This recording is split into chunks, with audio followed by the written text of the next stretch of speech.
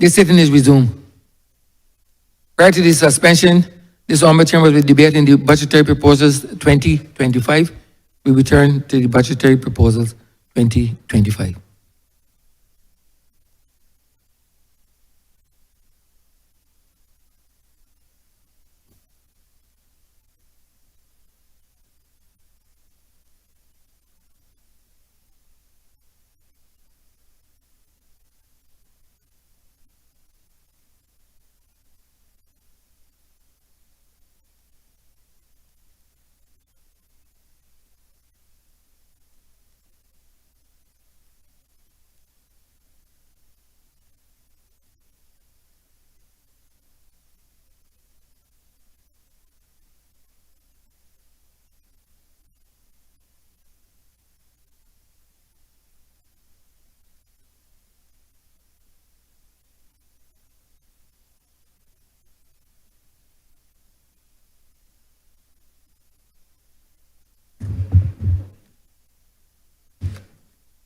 Good morning, honourable members.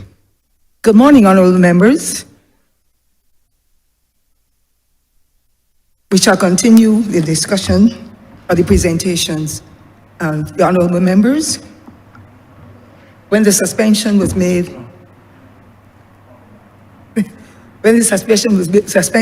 we were on order number 10, and to that we shall resume. Honourable member for St. Andrew. Thank you, Madam Speaker, Deputy Speaker.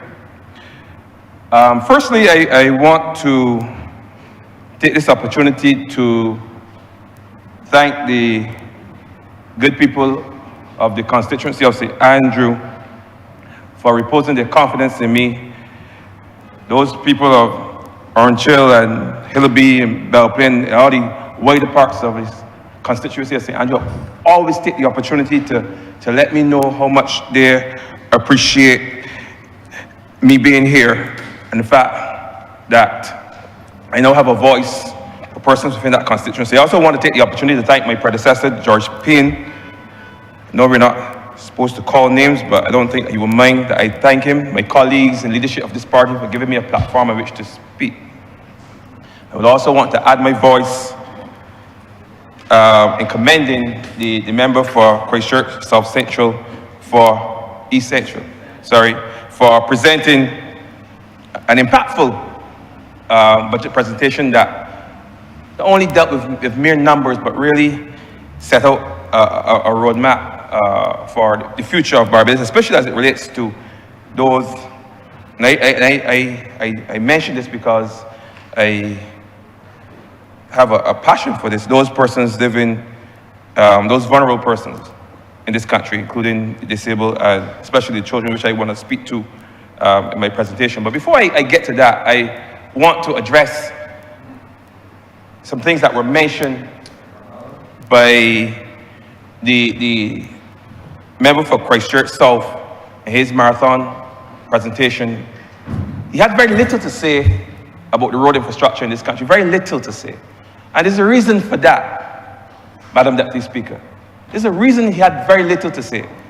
But he took the trouble to find one issue, highlight one issue that would have bedeviled us in our road construction drive. Maybe through our mill and pave program that he referred to as a necessary mill and pave program. In his mind, it wasn't necessary to fix the roads in this country. It was unnecessary. We could have just left them how they were, as far as he was concerned. They were fine with all the potholes, all the bumps. He had no problem with that. So fixing the roads was unnecessary as far as he was concerned. But then he made the point that in some cases, after we fix the road, that BWA or somebody may come back and dig at the road. Now these things happen. You set up to fix the road, you don't know, in many cases, what condition the mains or the pipes under there, you don't what condition they are in, you don't know, you can't possibly know. And we are fixing so many roads, it's almost inevitable that you'll find a road or two that they may have a pipe or a main that might have been compromised. Madam Deputy Speaker, this year, 2025, would have been 30 years. But for the 10 years that I left to go and teach, 30 years that I worked in NTW, 30 years, started at the very bottom with the bushing gang on those crash programs. They used to call them a crash program back then. You go on for 3 months and you work for 3 months, and and then you keep you on for another 6 months, and before you know it, your ink start to dry out. All the while the people reminding you that your ink ain't dry yet. But then after a year or so, you start to believe, no, my ink might be drying. And then sometime, I think it was in 2008, we all got appointed. But I worked right through the system on the road. Then I went into the depot. Then from the depot, I went into buildings, then into the main ministry as an AO. And then from there, just at some point came back as Paracet, and for periods in between there was acting as minister. So I know that ministry right through. Came right through. So, and I can tell you, in all the 30 years that I've been there, I've never seen so many roads fixed in Barbados at any one time. Never seen it. Yet the member for Christchurch South will tell us that these roads were unnecessary. It was a knee-jerk reaction. Knee-jerk reaction? The people complain about potholes and breaking off the wheels and so on. So no, it wasn't. It was a direct response to an issue that we were facing that came about as a direct response of a direct result of climate change. Because that's what it is. Our roads are no match to the changes that the climate is going through. It's just no match to climate change. We cannot keep up. We're always playing catch up. And in that instance, we tried to catch up. And that was the issue for the member.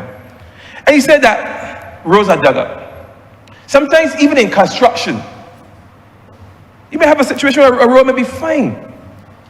A main may be fine, a pipe may be fine, is what I meant to say.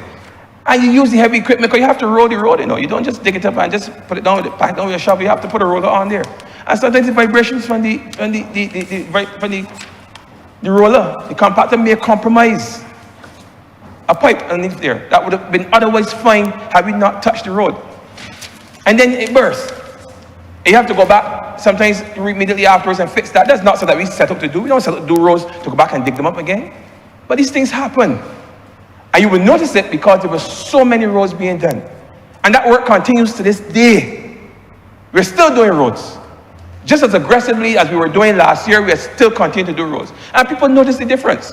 In fact, at one point, last year, there was a time where people would leave their house. They would leave their homes and they would go for a drive on Sundays just to see the new roads.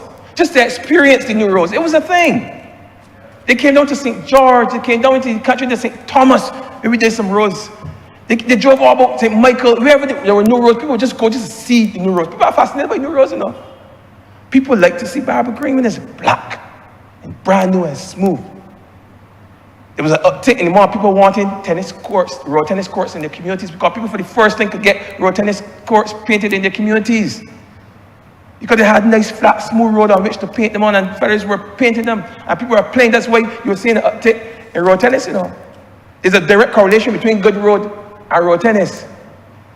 And wherever most communities, I can tell you, certainly in St. Andrew, wherever we get good road, we got a road tennis court painted. In fact, I have a road in King Street that we're working on that the road is not even finished yet. And the guys already put in the order for a road tennis court as soon as it's finished. So there's a direct correlation. So it's just not just, and when people have a sport or something to engage in, it keeps them out of idleness, out of trouble. So there's a direct correlation between that and some of the issues that we've been having in society, because you need good roads. So for the member to say that it was unnecessary, it was a knee-jerk reaction, I don't think that he travels around Barbados. I don't think he understands Barbadians' issues. But that's him. But I just want to say that we will continue to build roads, repair roads, whether he thinks it's unnecessary or not. We in NTW and this government, we will continue to build roads, repair roads, because that's what the people deserve. That's what people ask for, and that's what they deserve. Proper roads to drive on. So I just wanted to make that point, because it upset me that he would think that it was a knee-jerk reaction. It wasn't. And if you have to fix a road, because the infrastructure work is so complex that it's going to take another 4 or 5 years before you can even get into that road to fix that problem. And that road is taking 14,000 vehicles a day.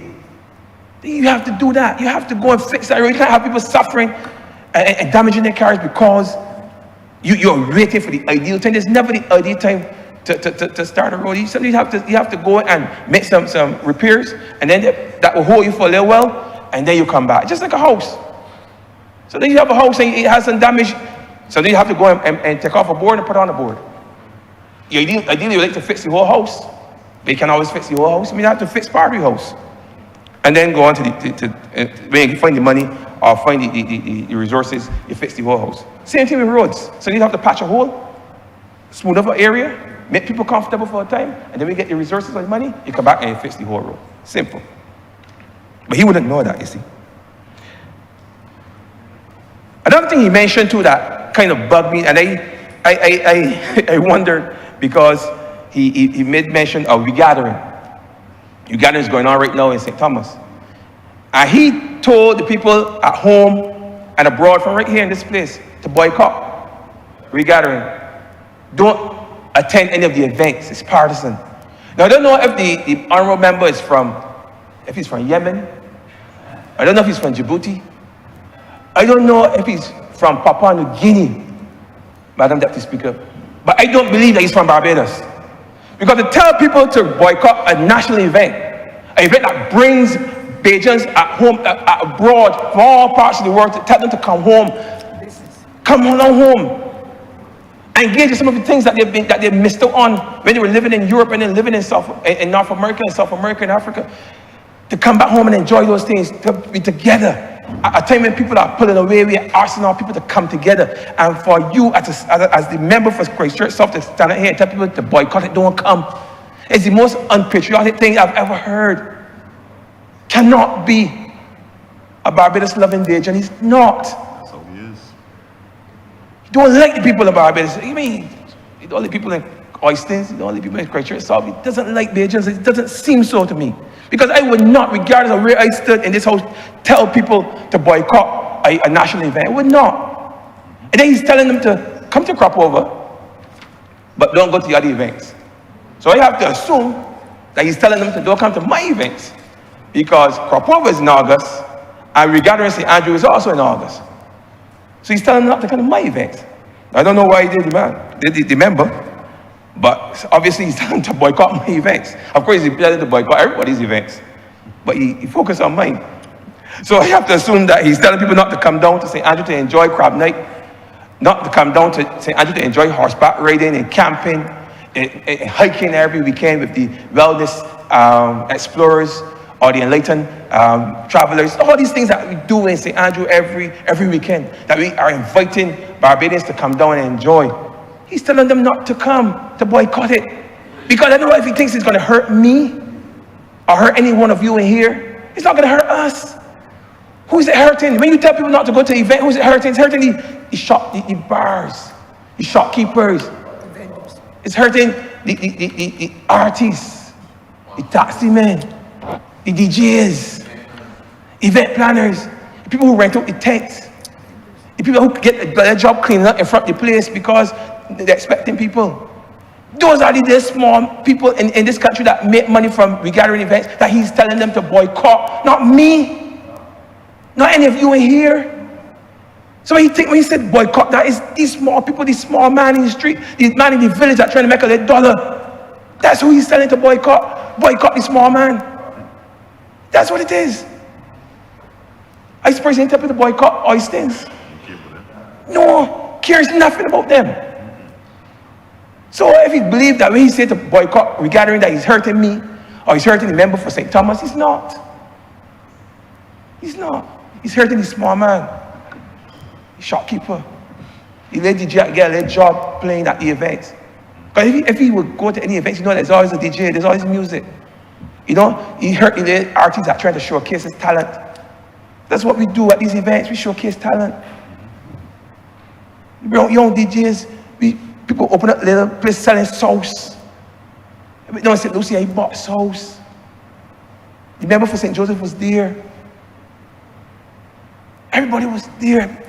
These are the things you get to see parts of Barbados that you don't normally go to. I always wanted to go to Mount Gay. I got to go free.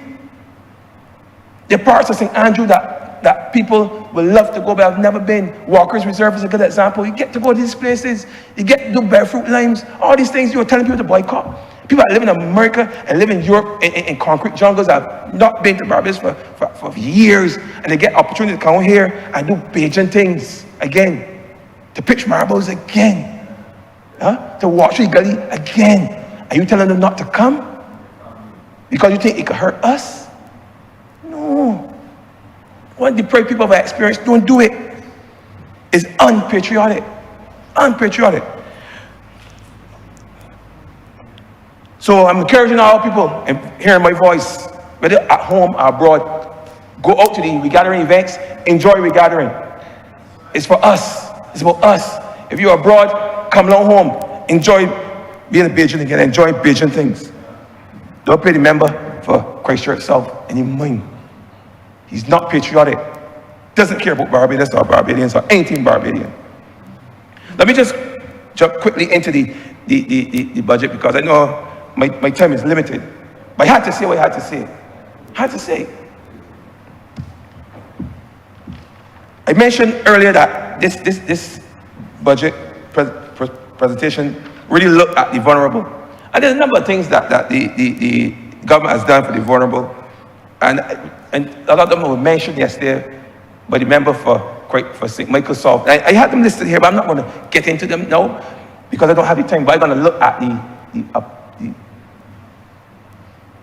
request by government and the encouragement by government for more persons to get into foster care, more foster parents. Now, overseas, we normally have situations where, in other jurisdictions, children go into foster care because of abuse, because of the home environment is normally dangerous. You see that in other jurisdictions. Here, there's that, but it's also because the parents aren't doing that well. Years ago, especially in the rural spaces, I don't know about in town, but I know in the country, you could have a situation where people see a parent struggling, a single mother struggling. Someone would take that child, and take that child home and raise that child as their own. And that child will reside in that house, and those children, and they will become its brothers and its sisters. Not a cent from the parent. They didn't request anything from the parent. They just felt the child needed a loving environment, and they would do it free of cost. That normally happens. Even in my own constituency, I meet people every day that grew up as children in houses where sometimes the mother brought them there to play with the children, realize that they play well and they like it there, and when it's time to go home, they don't want to go home. And the parents say, all right, if you want to stay here and it's okay, you can stay here. Because in most cases, the parents struggling can hardly take care of the child. The parent got to work and got time to stay home with the child. And they allow the child to stay in the child, and stay there, sometimes they stay there to the adults. Sometimes they leave when they're old enough to go, or they go back to help the parents who are sometimes getting a little older. So you get that. But you don't see that now like before. You don't see it like before. But there's still persons in communities with needs, still people living in abject poverty in communities that will still want that additional support. And if people are not voluntarily doing it like they used to, then I support the call by government for more persons to get involved in foster parenting, to more persons to get involved. And that is why I also support the fact that the stipend, the little stipend, the little $400 a month stipend for primary school children, or $440 a month for children a little older, that was increased to $200, because $400 is not going to stretch in the same way that it stretched back in 2009 when that amount was stipulated. It just wouldn't. You can hardly buy anything with $400 now. If you're going to take a child, and you have to raise a child, with $400 a month extra, it's hardly enough. So I support what this government is doing in terms of increasing the money and asking more persons to get involved. There are a lot of people there, if they're only 16, I suspect they're only 16 in foster care now, because more parents or more persons are not stepping up. They want to encourage them to step up. And there's training available. So if you don't know, you think you don't know how to raise a child, then you have the opportunity to learn. Because if you become a foster parent, it's immediately, it's immediate. So you get that training session and you learn how to better deal with children, because they're going to come with issues in many cases. Because sometimes they come out of broken homes in some cases. You may have to deal with that. But there's training for that. There's support for that. And that should not be a deterrent for anyone who sees a child who wants to experience the joy of having a small child in your house. Because it's a joy to have a small child, or a child for that matter, in your house. Somebody that you can take care of, that you can love, that will love you back. It's an amazing experience. And we want to, persons who have never had the opportunity, to encourage them now to consider fostering a child. Consider it. Because the benefits for that child are amazing. And it's amazing now, it's interesting now that the peace program is now moved into the Ministry of People Empowerment and Elder Affairs, because now the good minister, a member for St. Michael's South, will now have the opportunity to treat to the problem when it's in its infancy, or deal with the problem if it's not treated, when it has matured and become an issue for the society. So everything now resides with the good minister. They know he's going to do a good job to ensuring that persons get the necessary support that they need to foster and care and love children, because it has a societal effect. It's not just the household, it has an impact on society. As I wrap up, I want to look at one last thing that I think would also impact the household. Household resilience. Now, I've had a short stint in BWA as the member responsible for that particular department at some point. And while I was there, I learned a lot. Also coming from a constituency where there's water issues, where there were major water issues, I understand the importance of resilience. Resilience at the level of the national level, where we have to be in a position to bounce back in the event that there's some natural disaster like a hurricane or a storm or a freak storm. Because that freak storm did more damage to us in the north than even the hurricane that came 2 weeks later. So, and I remember that night, and that was a freak storm in the truest sense of the word. But these events, these natural events, and you see how they could disrupt communities in terms of water, and you need water. You can survive without internet, even though some younger people may think that they can't. But you need water. You need it. And at the national level, I know that the government would have gone into the areas that were most water scarce, depressed areas, and they would have installed a number of tanks and pumps, infrastructure, so that persons will be able to get water after the passage of any of these systems and the pipes were off. But what we realized that even because we are threatened by climate change, because we are, according to the United Nations, at ground zero, we are seriously impacted by climate change. Even before a natural disaster, the extended drought periods, the increased heat, it all has a deleterious effect on our water supply. And that's why we're encouraging persons at the household level to build up their own resilience by installing these systems. And it works. Sometimes the pipe goes off in the community, some people don't even know the pipe off. And you can get at least 5 days of water out of depending on the size of the household, out of a 450-gallon tank. And that's why I support the fact that government is now using funds through the Rural and Urban Development Commission, through the Resilience and Regeneration Fund, to fund the expansion of this program, where persons would now have access to $3,000, because it would cost about that to install these things. $3,000 to build out their own resilience at the household level, where they would get a tank, they would get the pump, which are the two major components. But at the same time, I see the opportunity now for a number of people to get employment, because you're going to need a plumber, you're going to need an electrician, you're going to need a mason. Those three. You're going to need a laborer. But these are the things that you're going to need as this program bills. Up to $5 million that's being provided to help persons and households who would need this type of resilience. It's going to create employment right across the board. It's not just going to be plumbers. The masons have to come and build the base. After the plumber has done the installation of the pipe, then the electrician has to come and connect it to your house, to your electricity system.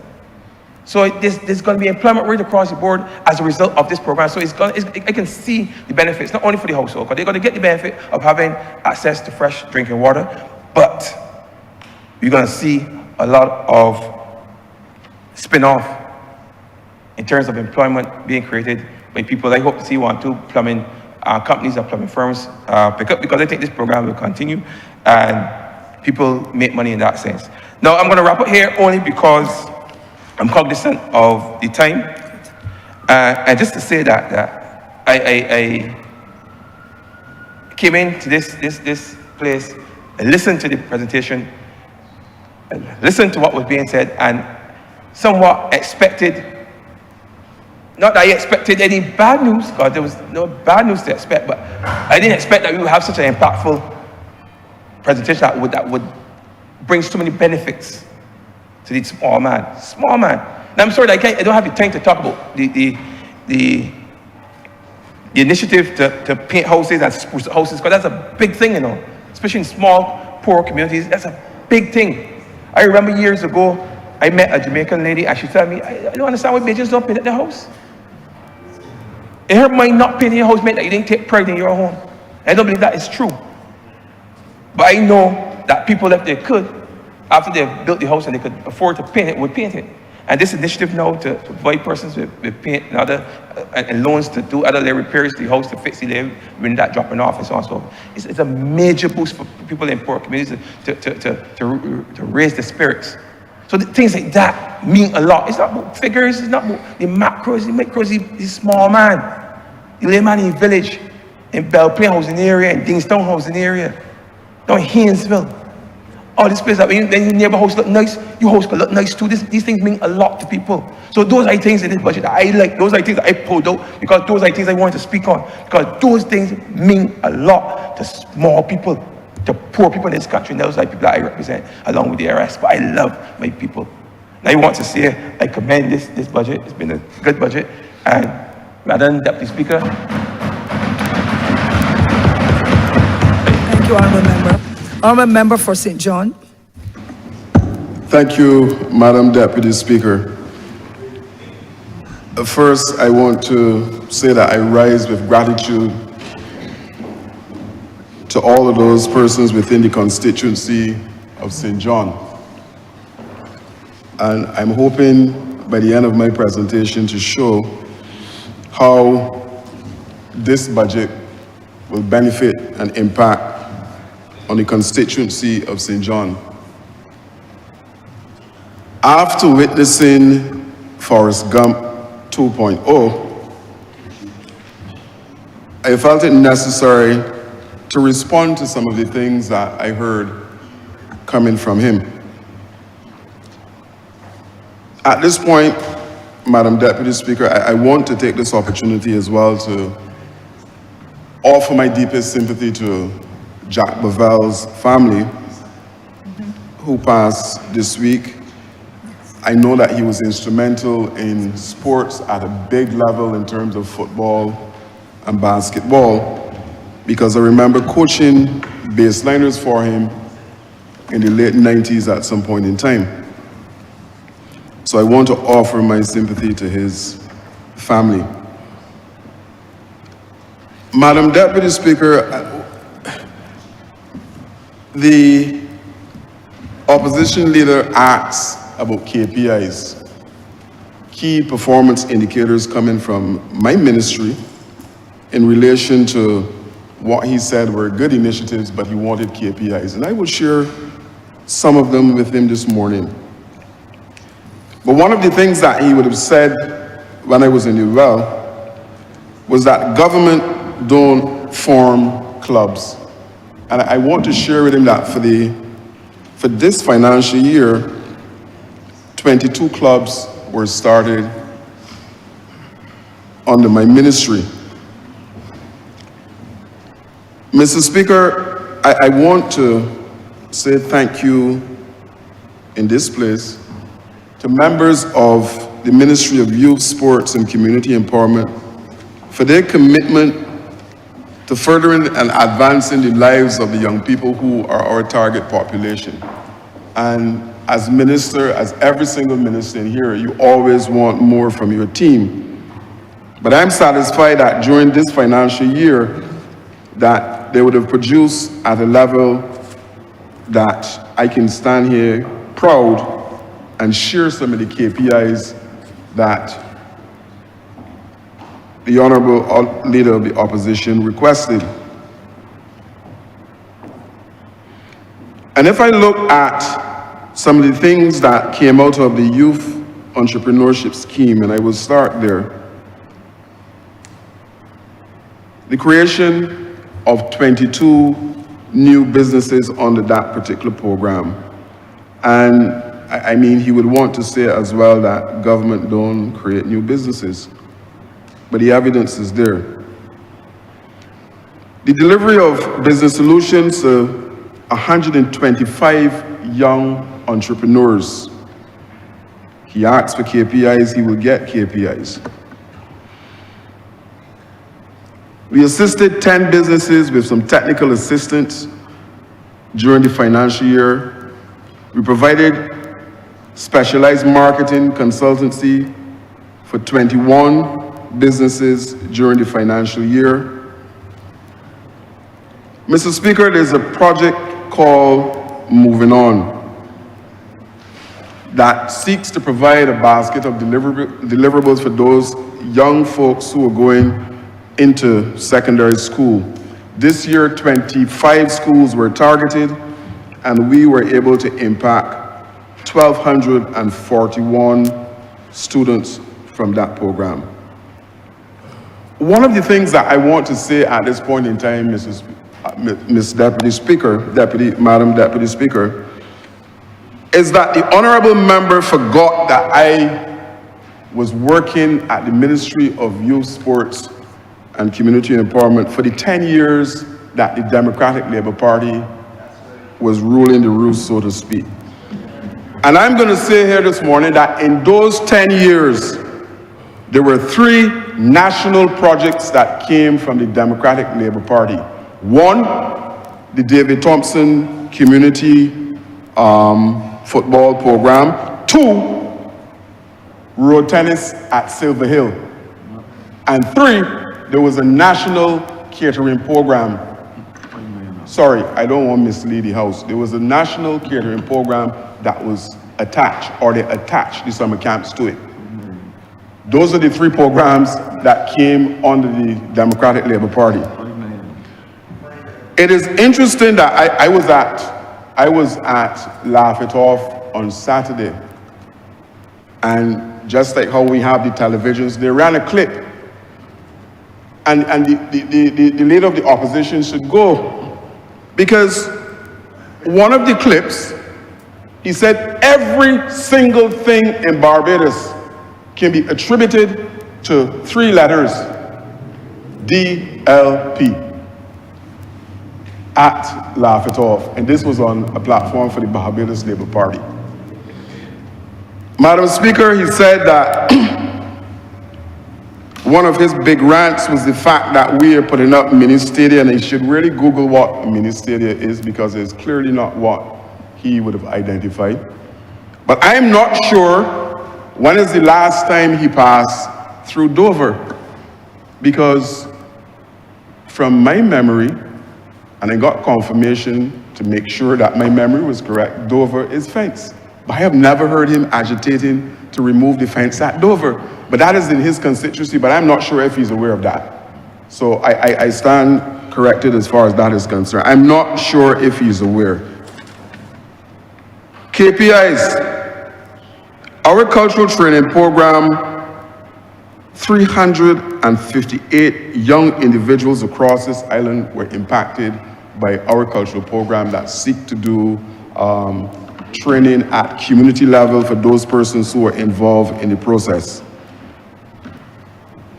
Madam Deputy Speaker, 33 community projects were implemented this year under the Youth Development Program by the officers that were there. The Community Sports Program, I'm not sure, again, who's advising the Honourable Member, but his information in relation to sports is so flawed. At community level, our Community Sports Program, 668 individuals are registered to participate in that particular program for this financial year. I move further. Our Employability Program, 776 all told were involved or impacted by that initiative from the ministry. Our I Am conference saw 523 persons, and it is growing and growing. I expect next year that it will be even bigger than that, because I think we have outgrown the facility at LESC. HIV/AIDS Project and Life Skill, 4,068 individuals were impacted through that initiative within the ministry. He's asking for KPIs, and I will give them to him. Technical and vocational training, and this is under the Barbados Youth Advanced Score, and if I go through the KPIs for this, I'll be here way longer than my allotted time.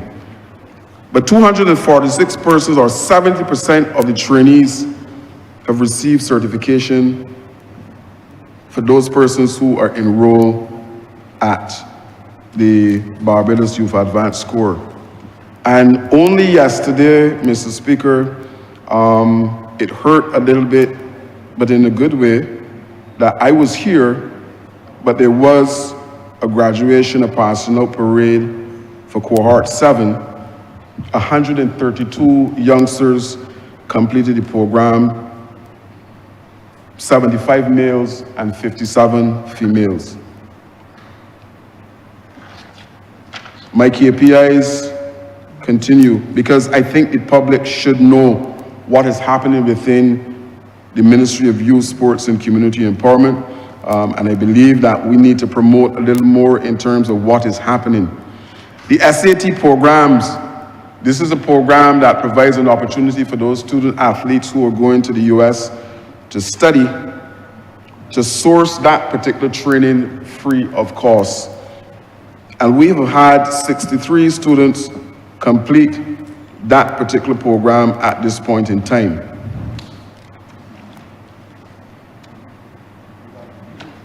Madam Deputy Speaker, I turn now to what may be considered the big one. The Block Transformation Unit, the Block Committee, Project Dawn. And it is interesting to know that in 2008, the Democratic Labour Party discontinued Project Oasis because they felt at the point in time that it was giving whackers and lawnmowers to men on the blocks who, as soon as we move, were selling these pieces of equipment. And they discontinued that program, and they called the new program Youth Mainstreaming. And they move it from that, and then they call it the Next Step Training.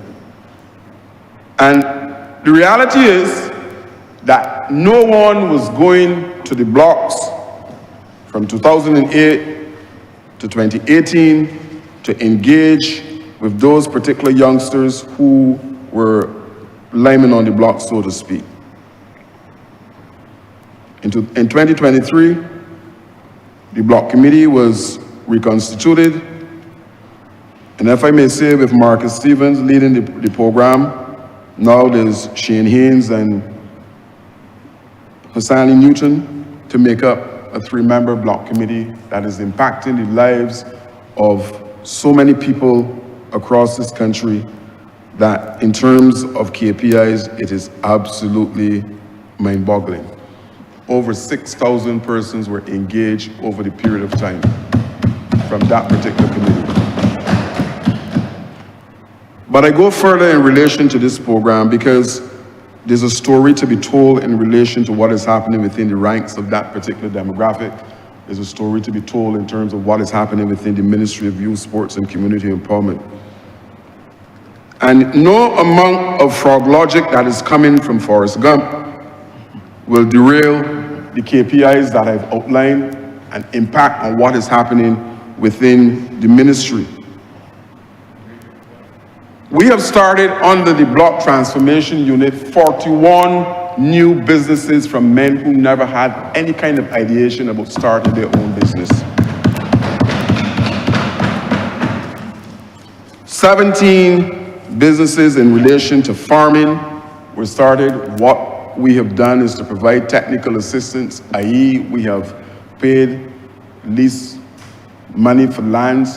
We have purchased implements for those youngsters who are involved in the farming to ensure that success is married to whatever it is that they're interested in getting involved in as far as the farming is concerned. Madam Speaker, we had a graduation in January under this particular initiative at Alara Court. We graduated more persons in January than the whole amount of time that the Democratic Labour Party was in office from 2008 to 2018. And this is over 200, 250 plus that were involved in the process. To date, they would have visited in excess of 170 blocks across this country. A true labor of love to bring about change. And their mantra is that they're building Barbados today, block by block.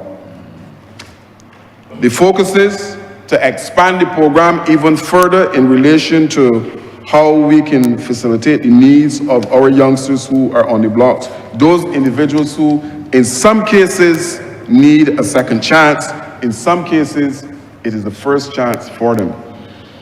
And those in this room who would have gone to the graduation would have heard some of the testimonies that are coming from individuals.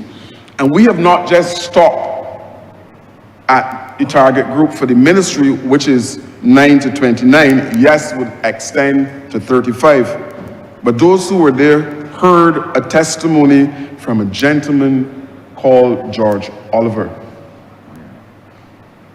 And it is a testimony of assistance to an individual who really needed a second chance in life to make something of his life. And he grasped that opportunity and is now striving in a way that all of us are satisfied we did the right thing, even though he's outside the scope of our target group.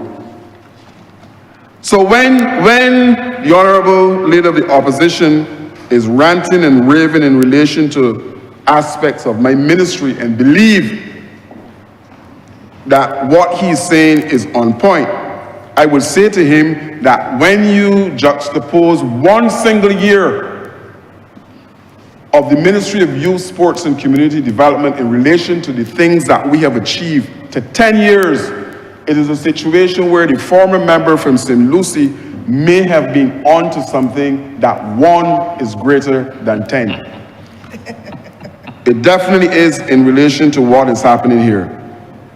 And the fact that the team at the ministry is focused on impacting and ensuring that we can advance the cause of young people for 10 barren years. And I've heard on the call-in programs, oh, there's this notion that they keep going back to the 10 years of the Democratic Labour Party government.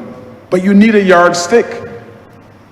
You need a yardstick in order to show the difference, the chasm that is happening between youth development and sports compared to what happened then. 2 national programs, as I mentioned, Silver Hill and the David Thompson Community Program. And summer camps, which was an add-on to the catering.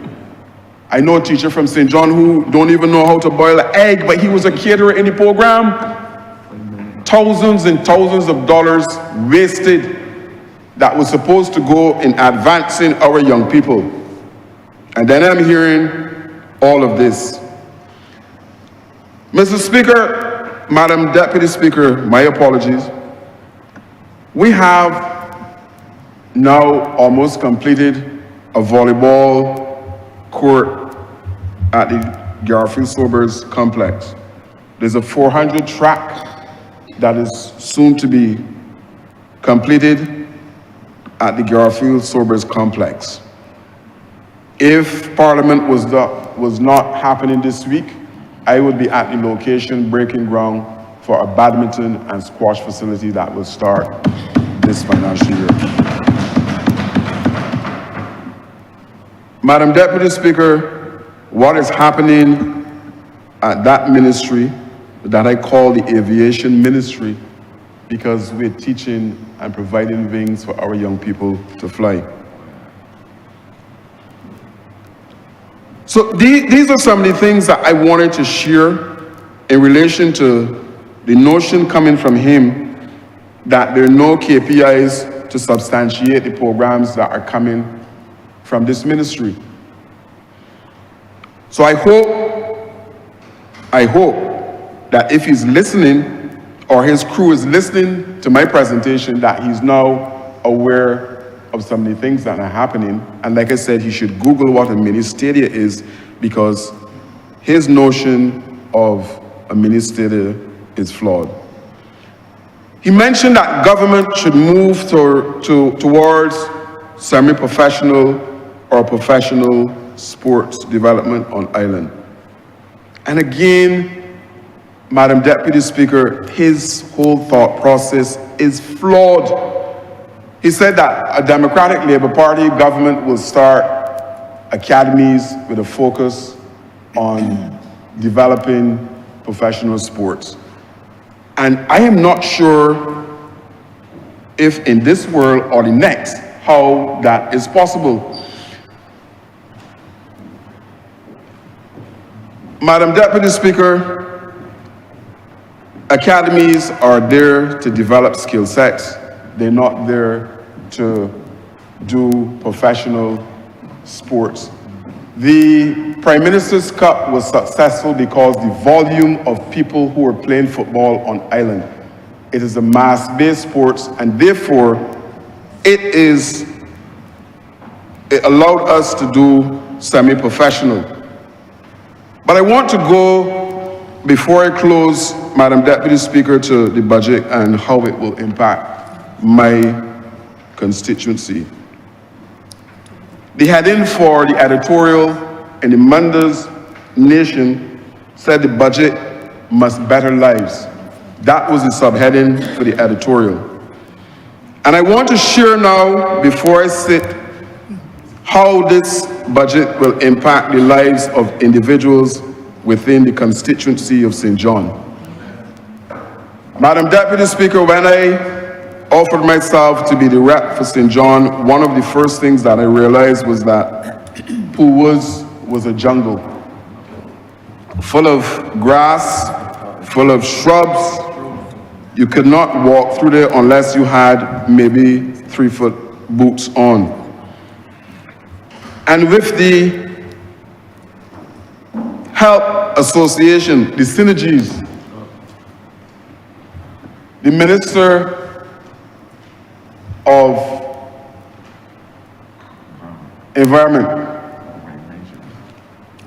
indicated that it was possible to convert that particular location to a national park under the Clean and Green initiative that he would have triggered in his ministry. And I'm thankful, and the people of St. John are thankful, because the budget indicated that that particular area will be deemed a national park in the same breath as Botanical Garden and other areas. And I am grateful. The budget spoke to agriculture in relation to the assistance that is coming.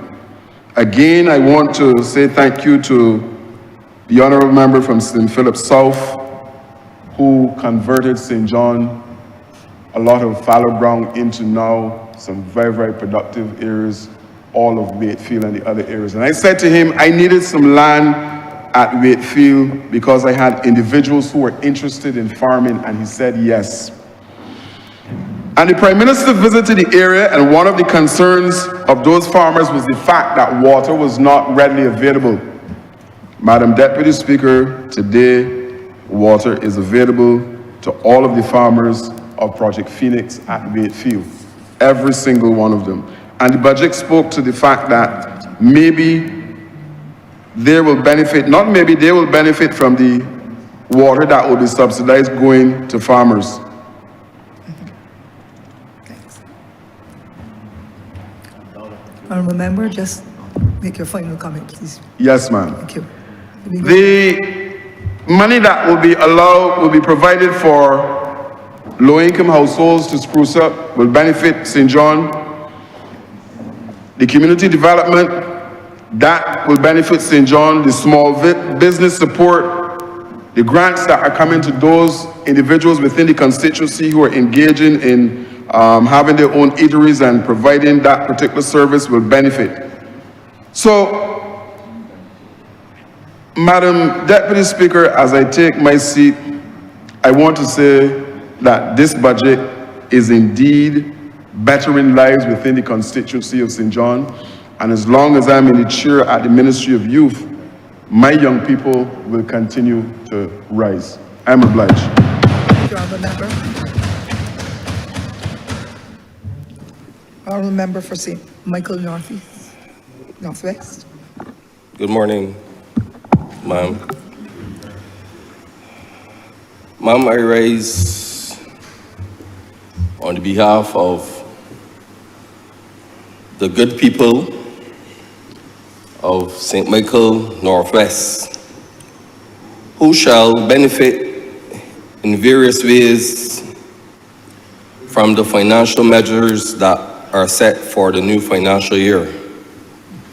Ma'am, I rise to give my support and to endorse the budgetary proposals and financial statement 2025 that was delivered by the Honourable Member for Christchurch East Central.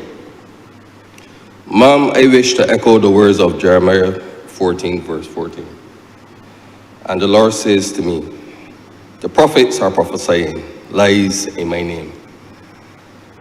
I did not send them, nor did I command them or speak to them. They are prophesying to you a lying vision, worthless divination, and the deceit of their own minds. Ma'am, I felt like a psychiatrist sitting in a room watching and listening to a patient who was hallucinating and telling lies for over 10 hours in the way the leader of the opposition did in his response to this budget. Ma'am, it is extremely heartbreaking when I saw the member for Christchurch South committed political suicide trying to save what was left of the Democratic Labour Party.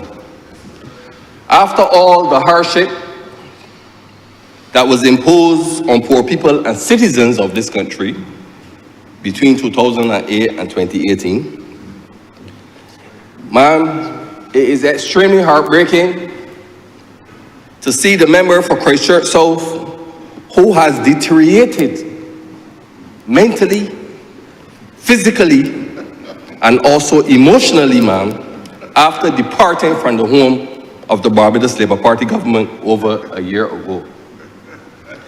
A home and a BLP family, ma'am, who assisted him in his victory in Christchurch South. That's right.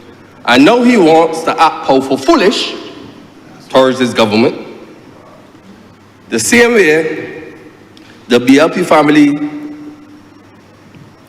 embraced him and gave him that support and that nod.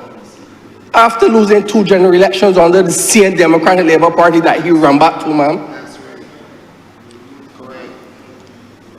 Correct. Ma'am,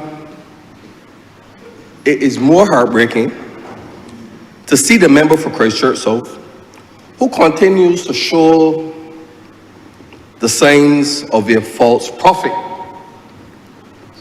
who thinks that he can convince the poor people of this country that he is the Messiah to lead the Democratic Labour Party from out of the wilderness. Ma'am, how can the people of Barbados trust the leader of the opposition, ma'am? After the former president and general secretary, out of their goodwill, accepted him back into the bosom of the Democratic Labour Party. And the first thing that the Honourable member for Christchurch South did was to betray the president and general secretary of that party. If he can betray members of his own political party, can you imagine what he would do to the poor people of this country? If he can betray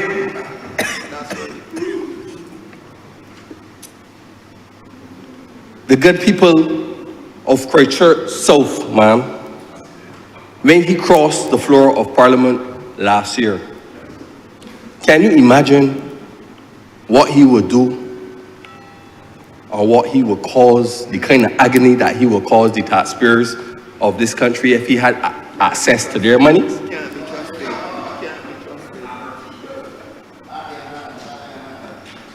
Ma'am,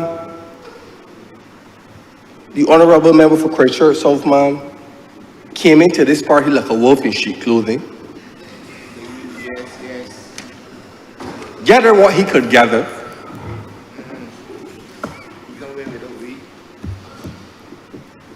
And then depart and feel that,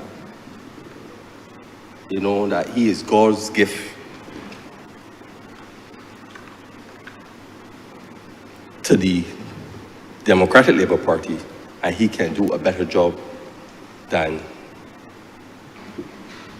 the member of St. Michael North East. Ma'am, this is a man that I could honestly say that do not care nothing about poor people. This is a man that don't even turn up to court when it comes to representing his clients. And yesterday, ma'am, during the member for Christchurch South presentation, his theatrics performance, ma'am, he gave a story about a lady that he saw in the supermarket, and she did not have enough money to pay for all of her goods. And he stated that a man who he knew told him that he only had $120 on his account, and the man withdrew, or partly withdrew, $50 and gave to the woman. But the hurtful thing about it, ma'am, is that if the Honourable member for Christchurch South had said that he himself assisted the lady during a time of need, you know, at least that would show the kind of heart that he has towards poor people.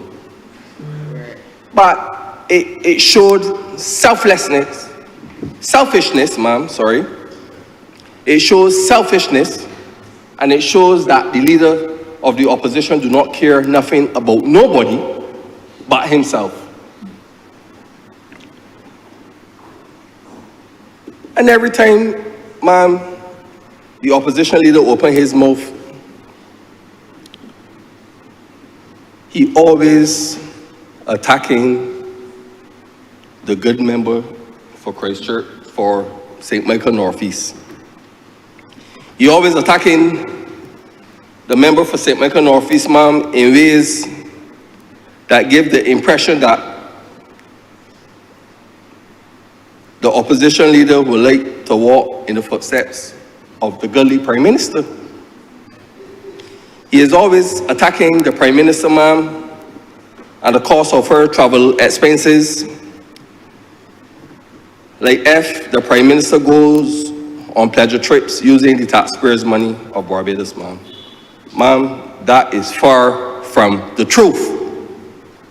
The opposition leader should tell the people how many pleasure trips he took traveling to Dubai, like Dubai Millie. These are the things that he should tell the people. If it wasn't for the Prime Minister, man, traveling overseas on official business and to champion the cause for climate change and for Barbados to be recognized in the international world, man, can the opposition leader tell us what other way it can be done? If it wasn't for the Prime Minister, man, traveling overseas to build relationships between Barbados and countries like South Africa and other countries across the world, man, when it comes to business and trade, can the opposition leader tell us what other way it can be done? Ma'am,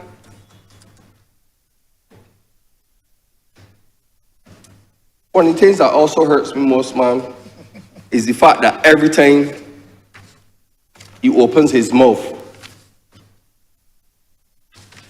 he sounds like a state record, repeating the same thing over and over and over and over and over again. He attacked the Prime Minister about the creation of regathering.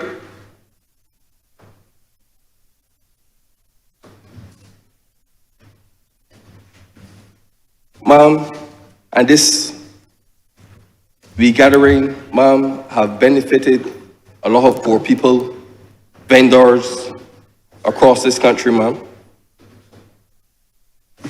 And he don't talk about the colleague that he have in this camp that does keep more events and garden parties. Who the man they know? He's called the Burger Boy.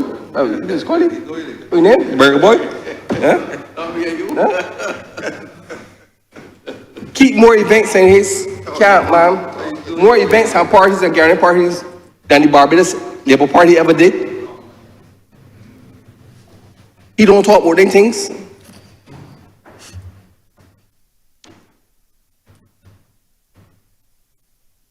And he always attacking the Prime Minister about the number of consultants that this government has. But if it wasn't for the consultants to put together the regathering, if it wasn't for the consultants to put together the Prime Minister Football Cup, I would like to know from the member of Christchurch South what suggestions he has and what other way the Prime Minister will be able to get the work done if she don't employ consultants to help do the work. These are the things that I would like the member for Christchurch South to tell the people of Barbados, man. And they can't see the signs, man. I can't see the signs. And, you know, he behave in a way like he would like to be the clone of the Honourable member for St. Michael Northeast. And if you want to be Prime Minister clone, you just need to walk like her, talk like her. He could grow his hair like her. Or he could join the LGBTQ community and he could dress like her and wear scarves around his neck like her, if you want to be the clone of the Prime Minister. And they don't understand.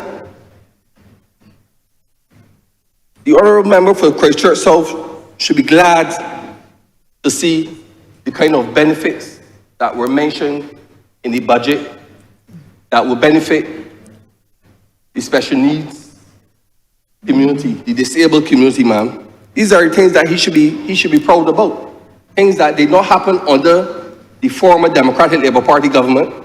Things that are happening presently under the Barbados Labour Party government. Ma'am, before I have children and adults within my constituency, ma'am, who has challenges in various ways, ma'am. And these grants that were mentioned in the budget, ma'am, will benefit some of those children and grown adults who have disabilities, ma'am. These are the things that the Honourable Member for Christchurch South should be pleased about.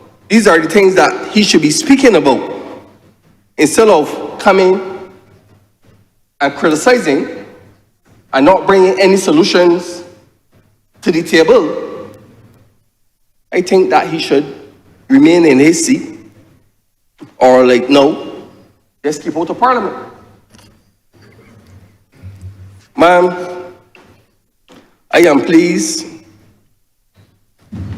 about the grants, and like I said, ma'am, these are grants that will benefit some of my constituents, ma'am, that will be provided by my government and my caring Prime Minister, ma'am.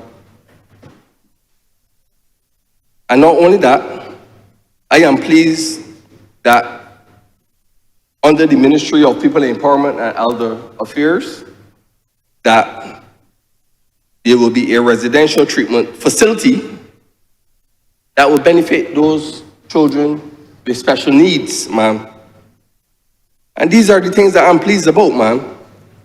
And to add to that, additional facilities that will be provided for care and attention for those children with special needs who are most deserving, ma'am, of these facilities. Ma'am, I remember in 2010, when the Democratic Labour Party freeze the poor people wages.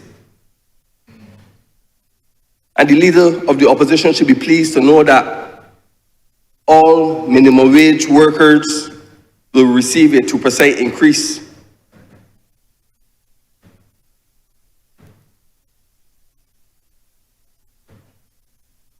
And this is an increase, ma'am, that I know will help make a difference in the lives of those workers. And he will want to attack this government and want to make the public thinks that this government does not care nothing about poor people, ma'am. And the evidence is here, ma'am. The evidence is here, right? Ma'am, I also want to take this opportunity to express my gratitude and thanks to the chairman, the director, and the staff of the Urban Development Commission for all of the new houses that were built for the poor people within my constituency, ma'am, who I proudly represent. And the reason that I need to express my gratitude publicly, ma'am, is because I know under the Democratic Labour Party that a lot of people were suffering in terms of living conditions, and people who continue to live before we came into office in substandard conditions now under the Barbados Labour Party have benefited, ma'am, through the Urban Development Commission in having new homes. And I trust that in the new financial year, ma'am, that more families within my constituency lives will be touched and their living conditions will be improved under the Urban Development Commission, ma'am. And I'm pleased that in the budget, that the Urban Development Commission, ma'am, will have access funding for poor people to install water tanks to their homes, unlike the Democratic Labour Party, ma'am, who rented water tanks for $100,000 a month from a certain construction company that cost the taxpayers over $7.2 million a year, ma'am. And these are the things that the opposition leader should be pleased about, ma'am, to see that this government came into office and this government, ma'am, is really making a difference in the lives of poor people, right? Ma'am, I will conclude, ma'am.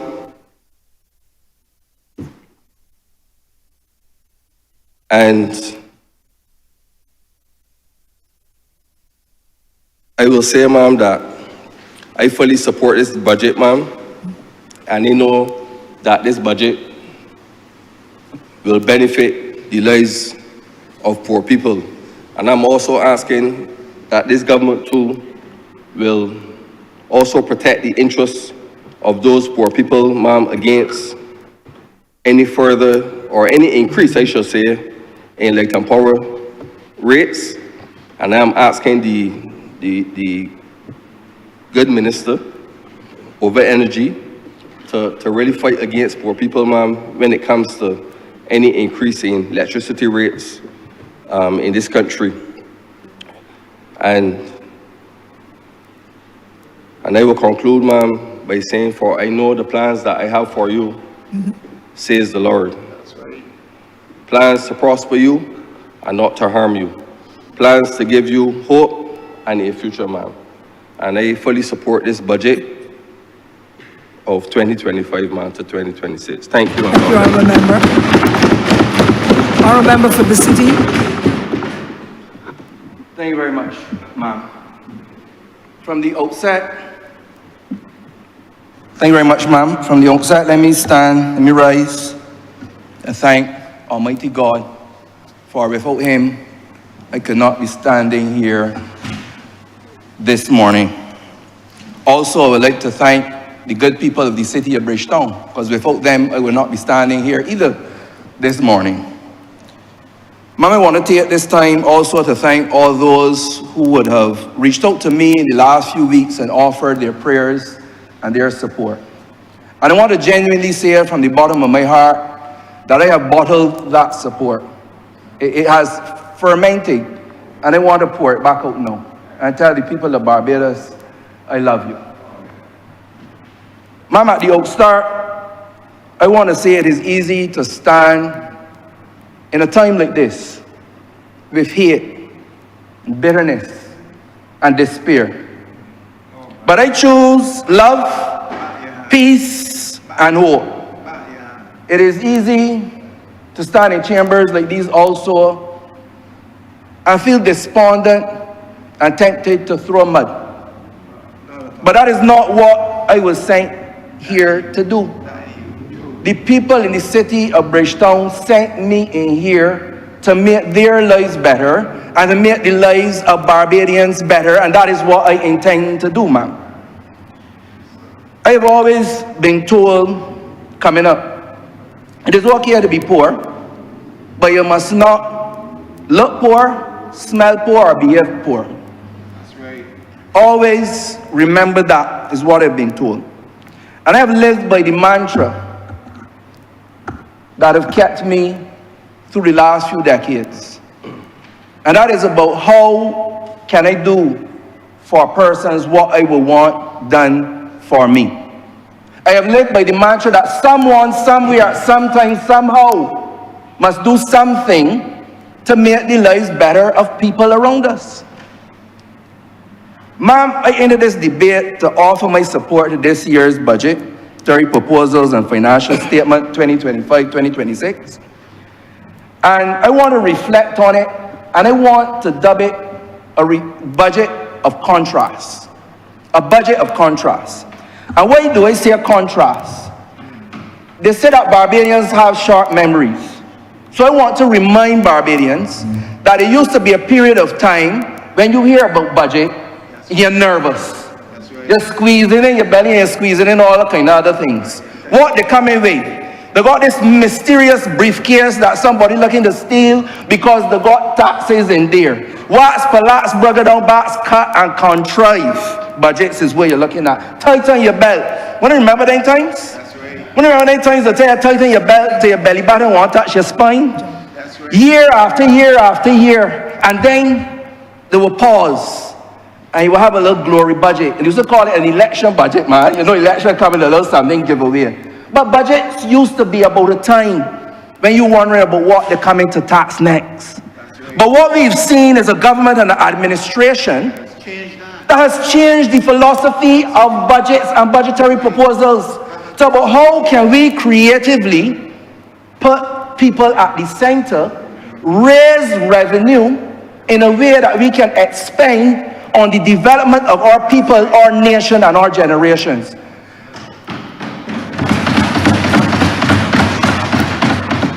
Ma'am, a few years ago, someone asked me, what is the difference between a politician and a statesman? And I said they didn't know, because they didn't know. But they told me that a politician is interested in the next election, while a statesman is interested in the next generation. I can tell you that this administration is full of statesmen and stateswomen. But don't just pound for that, for pounding for it's sake, because you must reflect and understand the measures put in here under the resilience measures. It's not just a buzzword. You see it reflected in the actions, in the legislations, in the projects and the programs. Measures put in place that will benefit this society, not just next year, not just 2 years when you go to a poll, but 5, 15, 20, 25 years. Look at all the measures through agriculture, through industry, through environment. Every single ministry, when you look in every nook and cranny, corner and crevice, all you seeing is measures for the next generation. Look, let me, as colleague to my right, say, listen, time to get down to brass tacks. I didn't know something about that. I get down to brass tacks now. And again, on the brass tacks, ma'am, I want to applaud the Honourable Minister in the Ministry of Finance, the Honourable Member for Christchurch, East Central, like all of my colleagues, I join you all. But not to jump on a bandwagon, because my heart was swollen with pride listening to him. And yesterday I got goosebumps and a tear settled in my eyes when the Prime Minister of this chamber said to him, "You now ready to carry the mantle of full Minister of Finance." The member from the other side accused me of being a crier, and I don't run from it. I cry, say cry for my people. Well, I cry for my people every day, and I will continue to cry for my people. And I have a couple words for him later on. Anyhow, let me continue. This is a budget that places people at the center, as I said, ma'am. It ensures that every citizen, from the youngest child to the eldest individual, feels cared for, feels empowered and financially secure. That is what this budget is about. This budget takes us towards inclusive, equal, sustainable, and a resilient society. Not just words, as I said, as you examine all of the measures that I will talk about and the ones that I do not have time to talk about. Ma'am, what I like about it too, I'm somebody that believes in connecting the dots. And the dots have been well connected throughout this budget, through our projects and programs.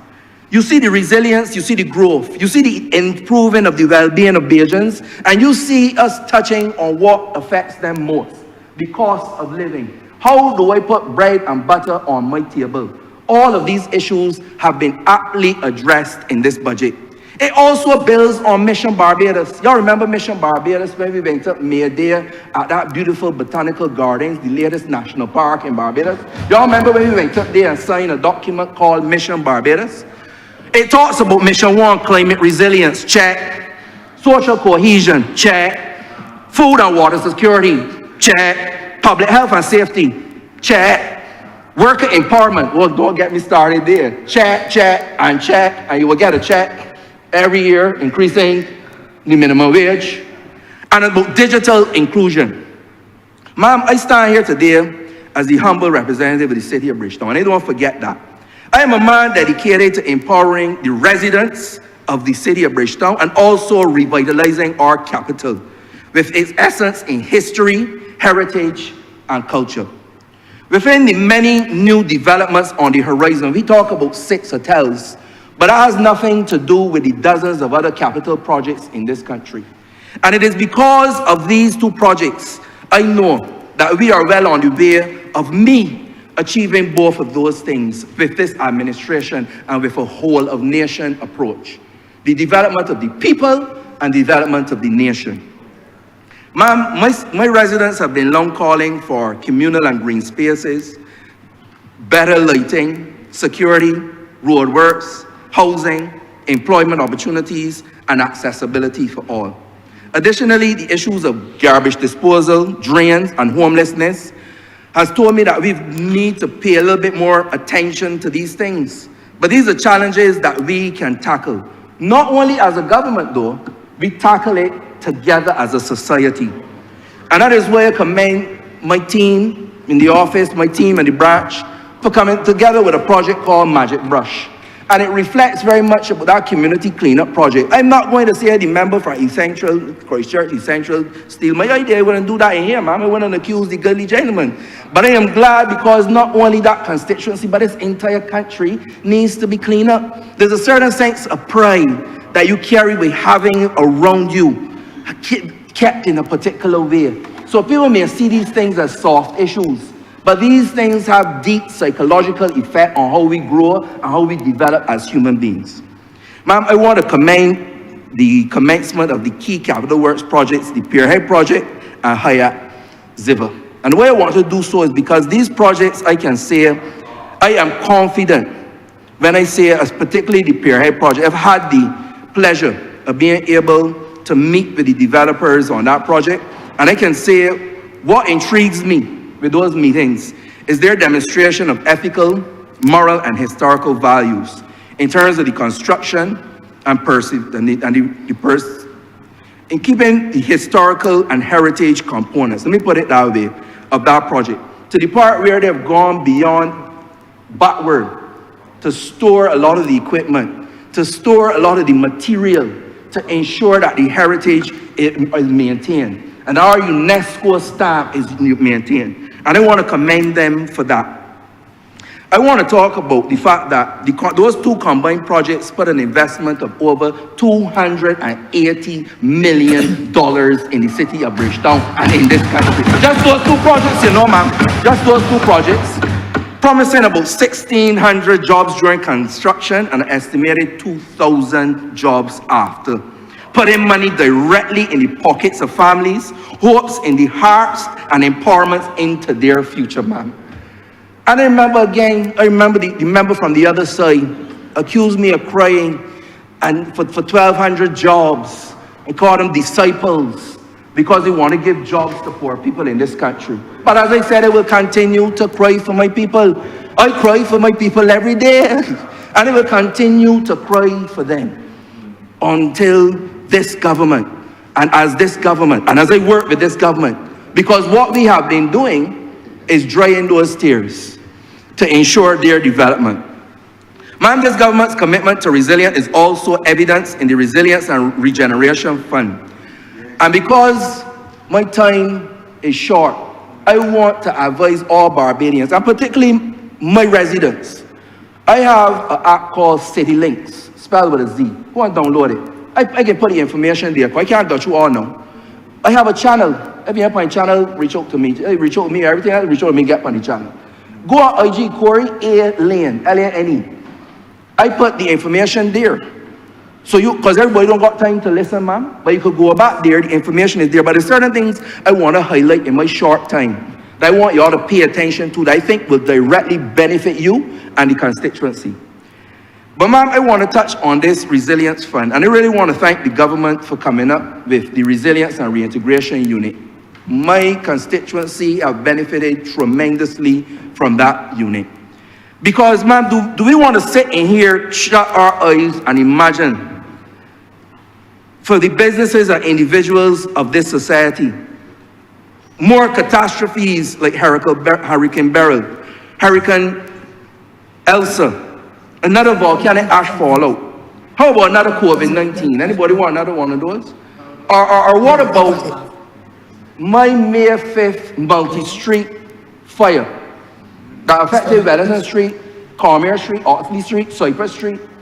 21 houses in the area, 19 damage, one insured. And that resilience unit have been able to take us through those perilous times. So when you see the investment in these things, it is not just talk, it is not just words, it is actions, and it makes the difference between people having a shelter over their heads, clothes on their backs, and being able to maneuver to suit. Mama, move along. I want the members to look at the resilience fund and how it moves the threshold, persons within households and individuals being able to access the grants. I want them to go on and look at the water resilience and how they can access water tanks. So that when the water out, you don't have to call your MP in a panic. You can flick a straight and let the pump start to do some work. I put information there, the agriculture measures, the climate resilience, vertical farming in particular, I wanted to spend some time on. But as time gallop along, I have to gallop along too, ma'am. So that when there are no more turns in this presentation, that I would have delivered to the public what I really wanted to deliver to the public. I wanted to pay attention to the water rates. Now, people feel that city people don't farm. But I have some farmers up at the Honourable member in St. Lucie, and they have already called and expressed glee at this moving from a 180 a cubic meter to $1 the cubic meter, $1. So the fee is very good about that. So there are lots of things there that I want us to pay attention to and take full advantage of. I've been working with the Sanitation Service Authority and the Bridgetown Task Force with the Barbados Association dealing with commerce and the private sector and so on. And we've submitted a draft for cabinet paper, it's been submitted for consideration, because I don't know if honorable members know, that paper is not just a constituency paper. I see that as a national paper, because if you didn't know before, I can tell you 44% of the solid waste generated in this country is generated in the city of Bridgetown. 44%. So we've already met with them to see how we can get smaller vehicles for narrow streets, compactors, secure the disposal facilities, and so on. And we're hoping that the Ministry of Environment, under my friend, the Minister of Environment, can look at that paper and we can bring it to some fruition. Mama, don't have to be shy about it. I've already written to the Speaker and gotten permission to call a few names. And I really want to take this opportunity to thank Miss Sabrina Carbing from the Reed Street Depot, Mr. Nichols from the Sanitation Service Authority, and Mr. Neville Greenwich from BTI, the city manager. 3 people pivotal in ensuring that we can manage the solid waste of the country. I can move on to drainage. We are working on that. I can move on to housing. And I want to thank the honourable member for St. George South. I don't know what time he gets to sleep, but people don't understand how hard-working minister he is. We've already been able to benefit from Solaris and Arlene Court in White Park Road. And on behalf of the members of the city of Bridgetown, I want to say thank you, honourable member. Thank you, thank you, thank you. We have a lot more work to do. Last year, this time, my statistics in the office showed we had about 418 requests. They're now telling me it's 457. So the rate of increase has slowed down, but the number is still big. So we've gone a long way, but we have a mighty long way to go. Now, as I speed along, I really want to close on this, ma'am. I see I have about 4 minutes here. I can time myself. Ma'am, I can't take my seat without just saying these few words on this matter of national import. I stand here, honourable members, profoundly disappointed in a senior member of this parliament, the member from the other side, who I would like to ask him, why, at the end of the day, this government has put effort into crime prevention, the National Crime Prevention Program and the National Peace Program. And I believe the program has been trying to be effective and been active. Why is it so unjustly vilified? Can nothing good come from Nazareth, Chapman Lane, Black Rock, or the Point? Well, many may expect me to quote W.E. Du Bois, a great sociologist, historian, Pan-Africanist, and civil rights activist. I prefer to quote Kristen Court acting, played by Michel Du Bois, in the British sitcom 1982 to 1992, Allo Allo. I would like the leader of the opposition to listen carefully, because I will say this only once.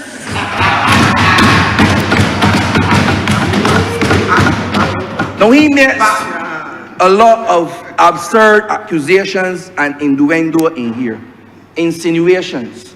And because he may hear silence and you may not be able to defend everything because of national security, he may believe that the silence is consent, that the silence is agreement.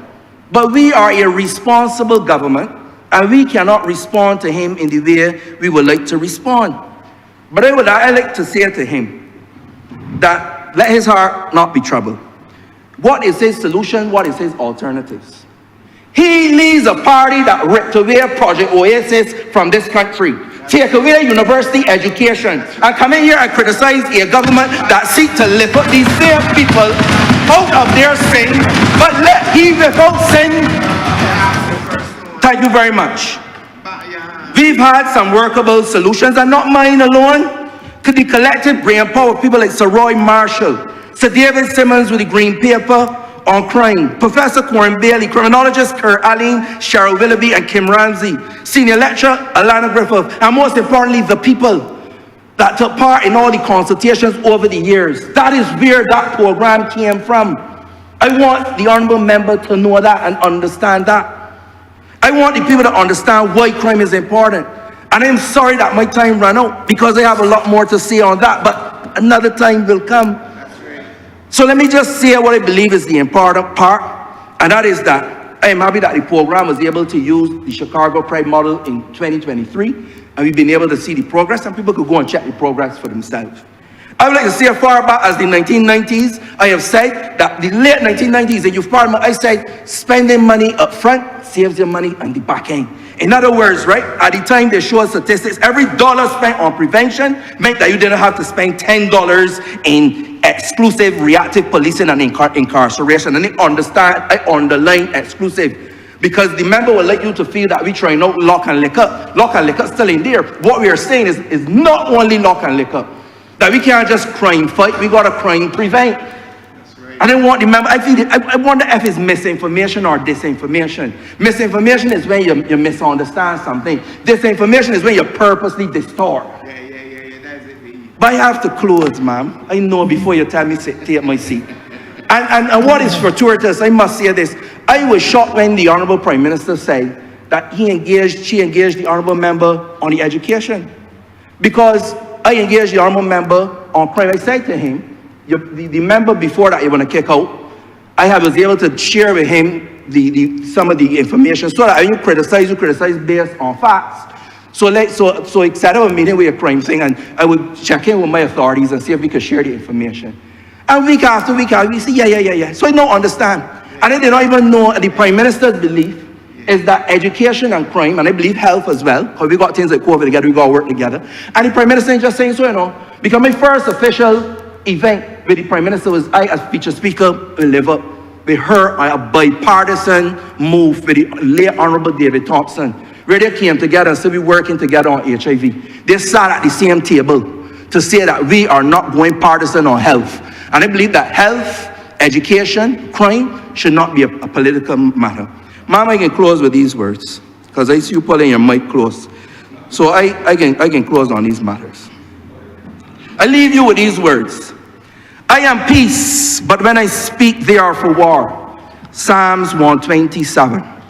Peace I leave with you, my peace I give to you. Let not your heart be troubled, neither let it be afraid. John 14:27. Blessed are the peacemakers, they will be called the children of God. Matthew 15. Ma'am, in closing, I want to say to the Honourable Member for St. Michael South that I pass the baton now to him, and he has my full support. The baton is a little dirty, but both of us come up with parents that are best friends, we're best friends, working as conductress. We have picked toilets, we know what it is to wash your hands, so clean up that baton, wash your hands, no retreat, no surrender, fight them in the valleys, fight them in the hills, and we will win this war against crime. Run on, course correct and continue. Someone, somewhere, sometime, somehow, man must do something to make this world a better place. May it be all of us. May it be all of us. And remember, let no obstacle be greater than the cause. Ma'am, I thank Thank you. you. Honourable member for Honourable member for St. Michael West.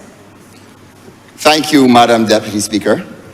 It is a great honor to stand here in this honorable chamber and speak to these budgetary proposals. But first and foremost, I want to thank the constituents of St. Michael West, whom I humbly represent in these hallowed halls. Ma'am, unlike the honorable opposition leader, I will not stand here and ramble, bluff, stall, pompous set, and wander aimlessly like a ship heading for shipwreck. Ma'am, like most, I could not believe my ears when he repeated the story of the chickens in the neighborhood. Y'all heard that? Let me tell you about a little bit about that. Ma'am, the honorable member ventured into Hinesbury looking for yard fowls to support him, but only saw fowl cocks. They weren't interested in him either. Ma'am, as the Honorable Prime Minister said last night, we have all contrasted his speech, which was full of innuendo, like the Honorable Member for the City of Bridgetown just said, and unprovable facts. We sound sober. We give our real observations on where we need to go as a country, backed by these solid budgetary proposals, solid as a rock. Madam Deputy Speaker, currently the foreign reserves stand at 34 billion, which is about 34 weeks of cover, if I be so corrected, with strong sovereign debt ratings of B+ from Fitch, B from the S&P. We lowered the debt to GDP ratios from 158 to 101. Madam Deputy Speaker, these things matter. That's right.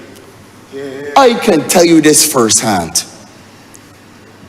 As a third-generation city businessman, anchored by the struggle of my great-grandmother, who came to Bridgetown in 1919 with my grandfather in tow. Now, under the last administration, we had to suffer the indignity of not being able to pay our bills. We had to send photos of the bank account to our suppliers overseas. They say, look, we got money, we just can't change it. So you can't tell me that foreign reserves don't matter. It matters, ma'am. It matters because with a stable economy in tow, we were able to confidently restore the government's economic contribution to students at UE, continuing the enfranchisement of our young people. If they did not matter, as the honorable member who preceded me for the City of Bridgetown just said, would we be able to respond to the COVID-19 pandemic adequately? In fact, when I speak to my constituents subsequent to that, they say, boss, you can imagine if the last administration was in, and I'm sure we've all heard this before, we were the day. This is all time. It does matter. If they did not matter, would we be able to respond as a government to the rapid assembly line of natural disasters? We could all call them by heart now: freak storm, ashfall, Elsa, Beryl. Who knows what's to come after? We were able to adequately respond to thousands of homeowners and businesses with recovery.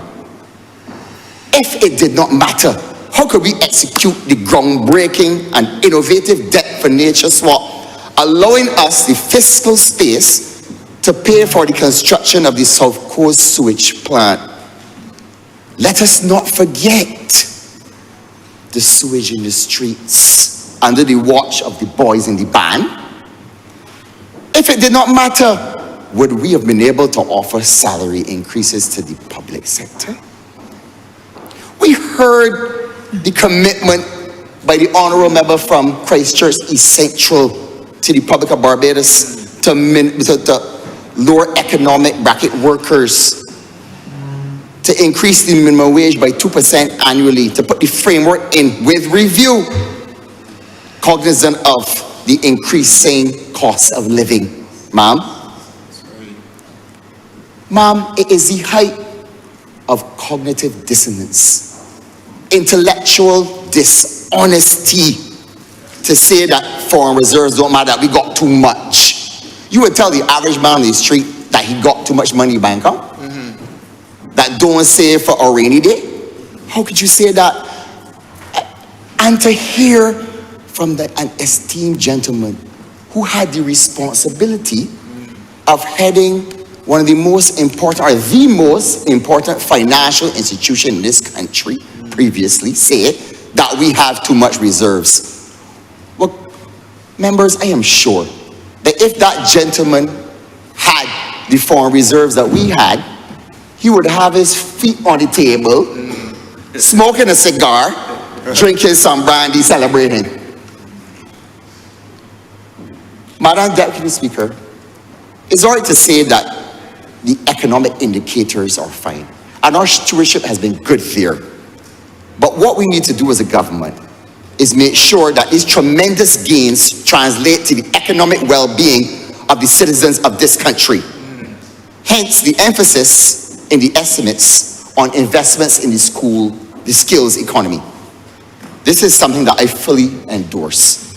As a former wireless engineer, I subscribe 100% to the inclusion of new skills in technology into the curriculum, both in the vocational and non-vocational institutions. Skills in AI, cybersecurity, coding, and I would include things like social media marketing. We all are aware of the young people who are given tremendous contributions to large corporations in this country by increasing their bottom lines, by taking over their social media accounts and marketing. We need more companies to trust in these young people, invest in them. Let us break the mold by investing in tenure and mixing some young talent, some youthful potential, Madam Speaker.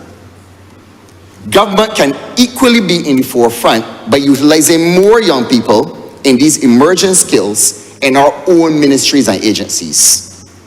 Madam Deputy Speaker, we have already started by employing a lot of young people to digitize our national slave records. And with their acquired skills, we have seconded them to also digitize other agencies. Just imagine if we can employ young people with skills in cybersecurity to do the same in our agencies. Madam Deputy Speaker, we heard in the budgetary proposal about the 6 large major hotels.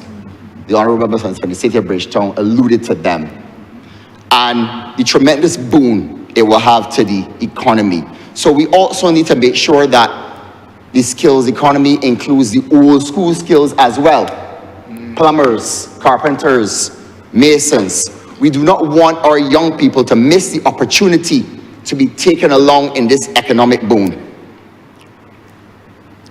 Madam Deputy Speaker, I am pleased to be here and to comment on these budgetary proposals to say that we are investing in our families. This is important in the crime fight as well. Crime prevention and alleviation is rooting in the strengthening of the family, ma'am, as you would know. So I'm therefore pleased to hear of the increase in the maternity leave for 2 weeks from 12 to 14 weeks, and also the introduction of statutory paternity leave for men. This is groundbreaking, ma'am. And on a personal note, my mother has been afflicted with multiple sclerosis. I also have a sister with autism.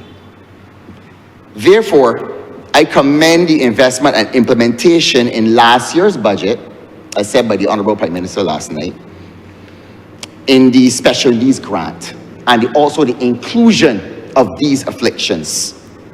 And in this year's budget, the inclusion of additional vulnerable people who are blind, deaf, and mute. Ma'am, this is the government that also passed the Rights of Persons with Disabilities Bill and the Child Protection Bill. This government cares about our vulnerable population, ma'am. Madam Deputy Speaker, in regard to our national wellness, I support the inclusion of more healthy commodities in the basket of goods. The scourge of non-communicable diseases in this country needs to be wrestled to the ground. We need as many weapons in our arsenal as possible. Against this backdrop, we therefore need to secure more healthy agricultural products from CARICOM, CARIFORUM, South America, and all our other trading partners. And this is against the backdrop of tremendous uncertainty provided by the current trade war. Madam Deputy Speaker, I'm cognizant of my time. And in closing, I stand here proud to be associated with this budget, ma'am. I'm beyond proud of the honourable member from Christchurch East Central. At our days at the University of Waterford, he was known to us simply as Shabba. In cadets and in 4-Form and 5C. Ma'am, I stand here equally proud of this government, proud of this party, proud of the focus to bolster the opportunities of vendors, the commitment to small business through persons through legislation such as the Vendors Bill. And in this budget, the concessions given to restaurants to be able to import their equipment duty-free. This, Madam Deputy Speaker, is economic enfranchisement in action. Ma'am, I am proud of the focus on transforming the fortunes of our young people through enhancement of skills and financial literacy. I am proud of our effort to provide greater standards of health care by purchasing a new CT scanner, by purchasing a linear accelerator. This is very important, especially since our black women are more prone to invasive breast cancer. I am proud that we are investing in the health, wealth, and enfranchisement of both our women and our youth. Madam Deputy Speaker, in this current era of global uncertainty, with the realignment of the post-World War II foreign relations in the developed world, both politically and economically, as a small island developing state, we need to be steadfast and united in our policies and our stewardship, both here and overseas. I believe that this budget will introduce the much needed resilience for our country and for our families, ma'am. I am confident that we have the right team, the right budgetary proposals, the right vision, and Madam Deputy Speaker, the right leadership in our Prime Minister.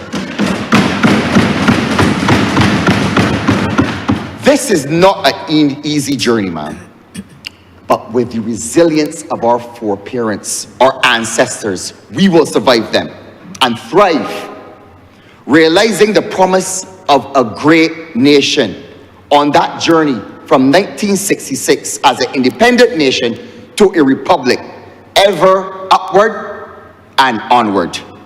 Madam, I'm obliged to you.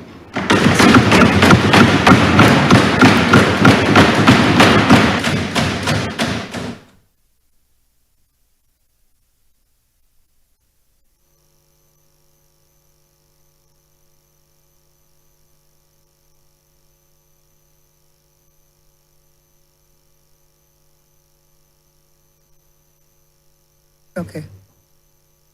Department, can we make? Nigel?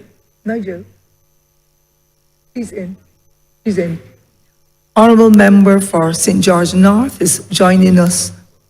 St. George South is, no. St. George North is joining us at this time by Zoom. Honourable member for St. George, please go ahead. Welcome.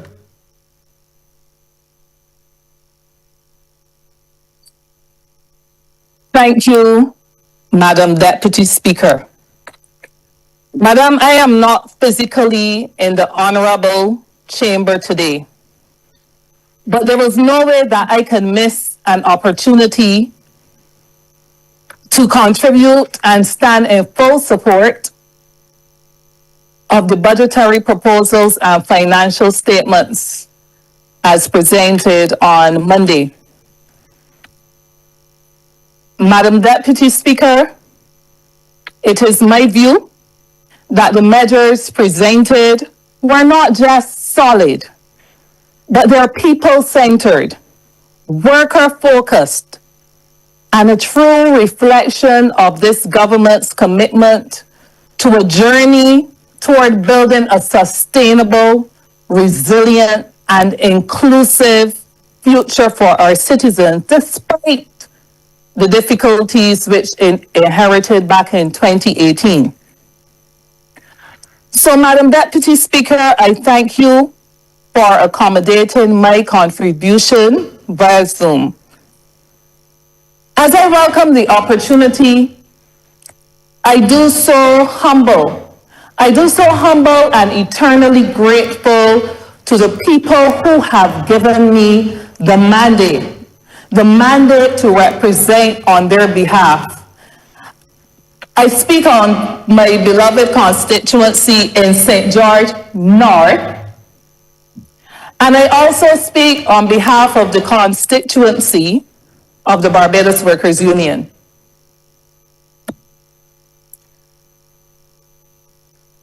In both cases, Madam Deputy Speaker, working people and their families in very decisive manner gave me the mandate to pursue their interests, and I accepted. I have not and I will not depart from what the people mandated to me. But Madam Deputy Speaker, I crave your indulgence because you see, I am fairly simple when it comes to the English language. I am no Shakespearean. My English is normal English from sources like Brain Quote on Google.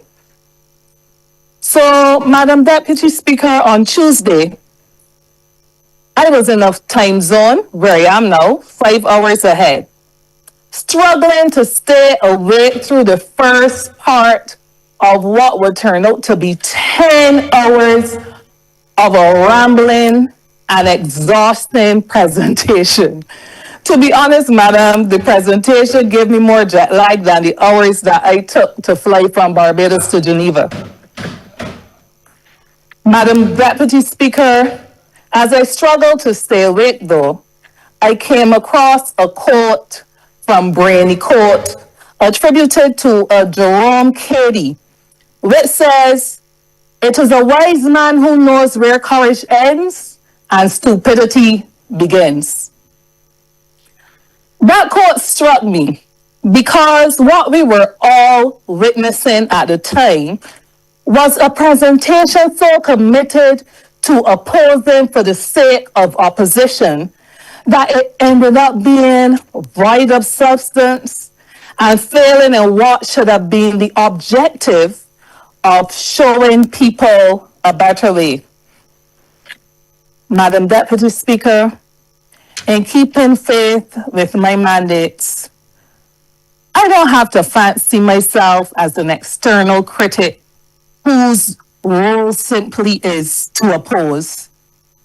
I accepted the invitation to offer myself to represent in this Parliament because I didn't only want to see change, but I wanted to be an active part of the change that I wanted to see.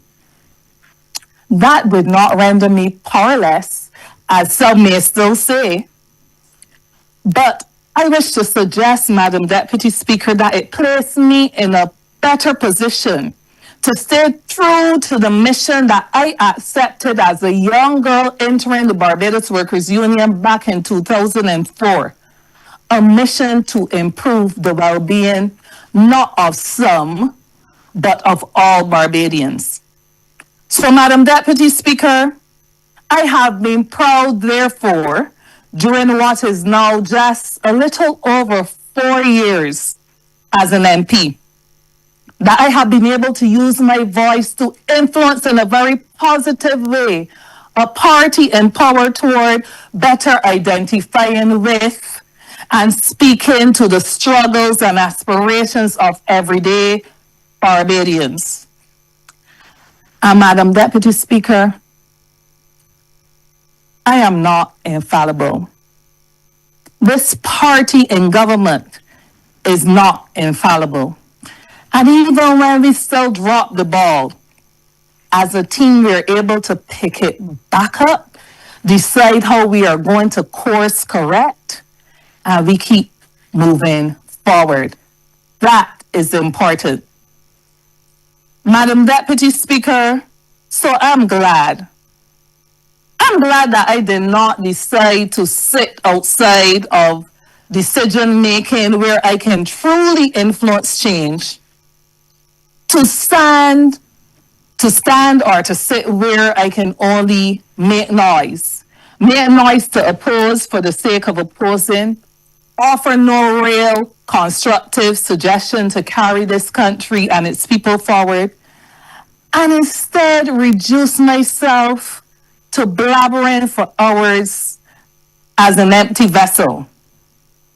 Permit me, therefore, Madam Deputy Speaker, to say through you to the constituents of St. George North and to the constituents of the Barbados Workers Union and to a predecessor General Secretary who encouraged me to accept the responsibility of serving in Parliament. Permit me to say thank you and to express with absolute clarity to those mentioned and to the rest of Barbados that I have no regrets. On Monday, as the budgetary measures were announced, I was reminded of exactly why I made the decision that I did. I had been reminded several occasions before, but yet again I was reminded. And even although, Madam Deputy Speaker, sometimes it gets rough, I was able to remember why I must not jump ship and why I must continue to do the will of those who sent me. Now, Madam Deputy Speaker, I'm sure that, like me, you have been hearing some whispers. Some calling this an election budget. Perhaps that is because our history has been one that where there has not been significant increases to the tax burden, it appears to be synonymous with election around the corner. But the same was felt last year, if we remember. Following last year's budget, some people were saying, we'll probably soon come in with the election year. So speculators at some point really though should start to realize that this government is focused. This government is focused on winning, yes, but winning for people and pursuing the objectives of Mission Barbados. Winning an election will come. And we know how to do that. Not once, but twice in very emphatic and outstanding manner. Madam Deputy Speaker, it is my view that the measures presented recognize that Barbados is built on the backs of working people. Working people who often have to wake up before the sun rises and who are returning home after, sometimes long after it sets. that it is workers who power this economy, Madam Deputy Speaker, who serve in our hotels, who teach our children, who ensure that there's water flow, who ensure that there is electricity coming to our homes, who ensure that they keep this country moving forward. They keep our streets safe. When I think about the police and the defense force. Yet for too long, Madam Deputy Speaker, for too long, workers have been asked to carry the brunt of economic adjustment. That is why, for me, this budget, building on the budget last year, is a very useful one and a very timely one, marking progress in many important areas. Let's start with the hotel workers. Mr. Speaker, Madam Deputy Speaker, sorry. Barbados prides itself on being a tourism powerhouse. Our beaches, our warmth, our culture, all of it draws visitors from around the world. But when we communicate with these visitors and ask them what they love about Barbados most, what makes Barbados special to them, they say very often, it is our people. It is the hotel workers who greet them with a smile. It is the staff at our restaurants, at our bars, who serve them with pride, who sacrifice time with their own families to make every single visitor coming to our island feel at home. But Madam Deputy Speaker, for years, it is these very workers that have been mistreated. Not all, but many. Many would recall that very recently there was a fight for, among other things, the provision of meals to hotel workers. Long established by collective agreement, where it was established that tourism establishments, hotel establishments, falling under the BHTA-BW agreement were to provide meals to workers who typically get only half an hour for lunch, while most other workers in industries across Barbados know about the lunch hour. A departure from the provision of meals within hotels to the workers led to an allowance in lieu of meals to hotel workers. But this had the unintended effect, by the time taxes came out of it, resulting either in a net loss to income or, at best, a marginal increase to income that could not cover the cost of meals. And that is why the workers' representatives, the Barbados Workers Union, fought to fix it. So that hoteliers now must find another reason. They must find other arguments. Yes, Madam Deputy Speaker, during the last round of negotiations, the BHTA actually presented figures to show hotel workers that the application of an increase in the meal allowance would undermine them financially and should therefore not be pursued. We therefore welcome the measure, which now ensures tax-free meal allowance to hotel workers for up to $150 per week. This is more than just a policy change. This is about respect. Respect for workers who keep the tourism sector alive. Respect for workers who serve this country with pride. But Madam Deputy Speaker, while we are indeed heartened at the reports and projections of the many investments that will be coming to this country and the potential for jobs not only in the hotel sector but across other sectors, I wish to highlight at this point that we are not so enamored with the prospect of job creation in itself as we are about the creation of decent, quality jobs. The government will be held accountable for monitoring, therefore, to ensure that investments coming into this country are matched by decent work, decent hours, decent wages, to ensure that the principle of sufficiency is maintained, where benefits are not only felt to be enough because somebody thinks that they're enough, but they're enough because it meets the needs of the ordinary working man and woman, allowing them to live. So even as we pass legislation relating to labor contracts and labor concessions, I reiterate the call now for effective monitoring and enforcement of these pieces of legislation, and indeed of all pieces of labor legislation. Madam Deputy Speaker, this does not just apply to workers in the hotel sector, but to all workers across Barbados. For those who earn a minimum wage, this budget delivers.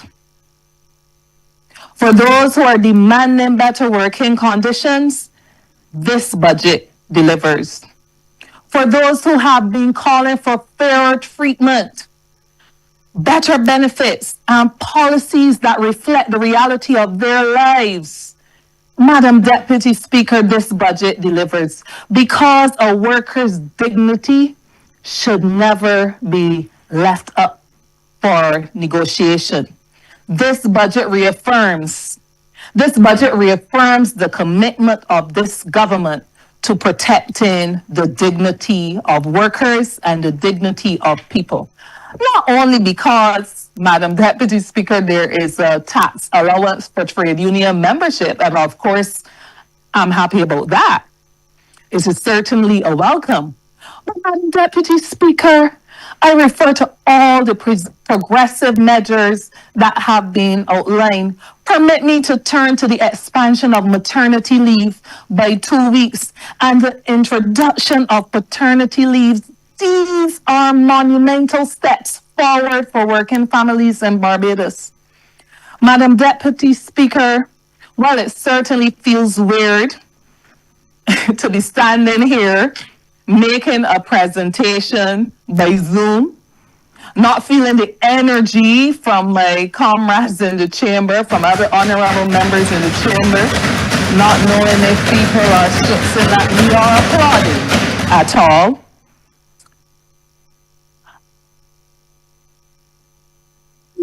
This speech, I made this address from within the walls of the International Labour Organization, where I am here, joined by my Minister of Labour today, to attend governing body meetings in Geneva.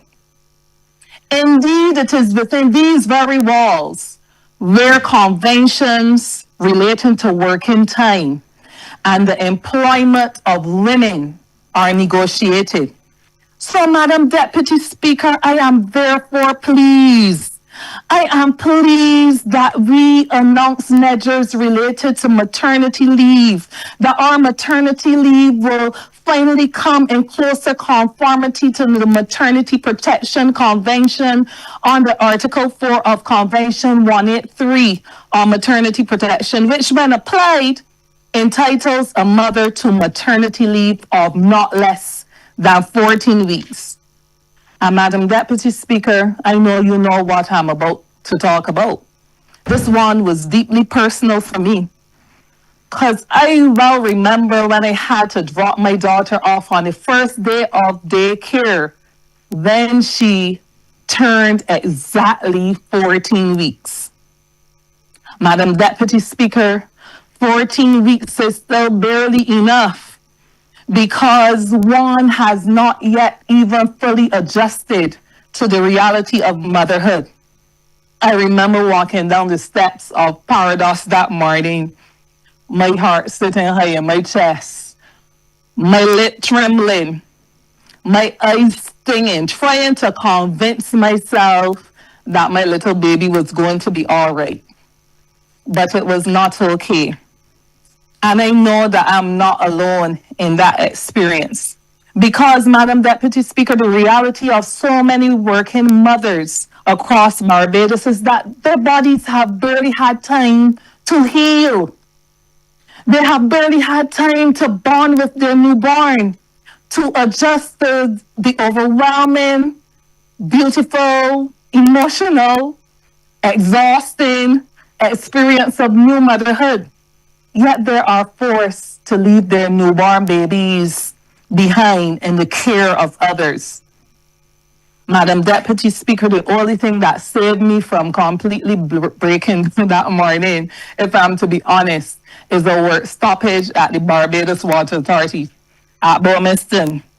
But there are not many mothers that have a distraction to get them over that very emotional experience of leaving their child behind.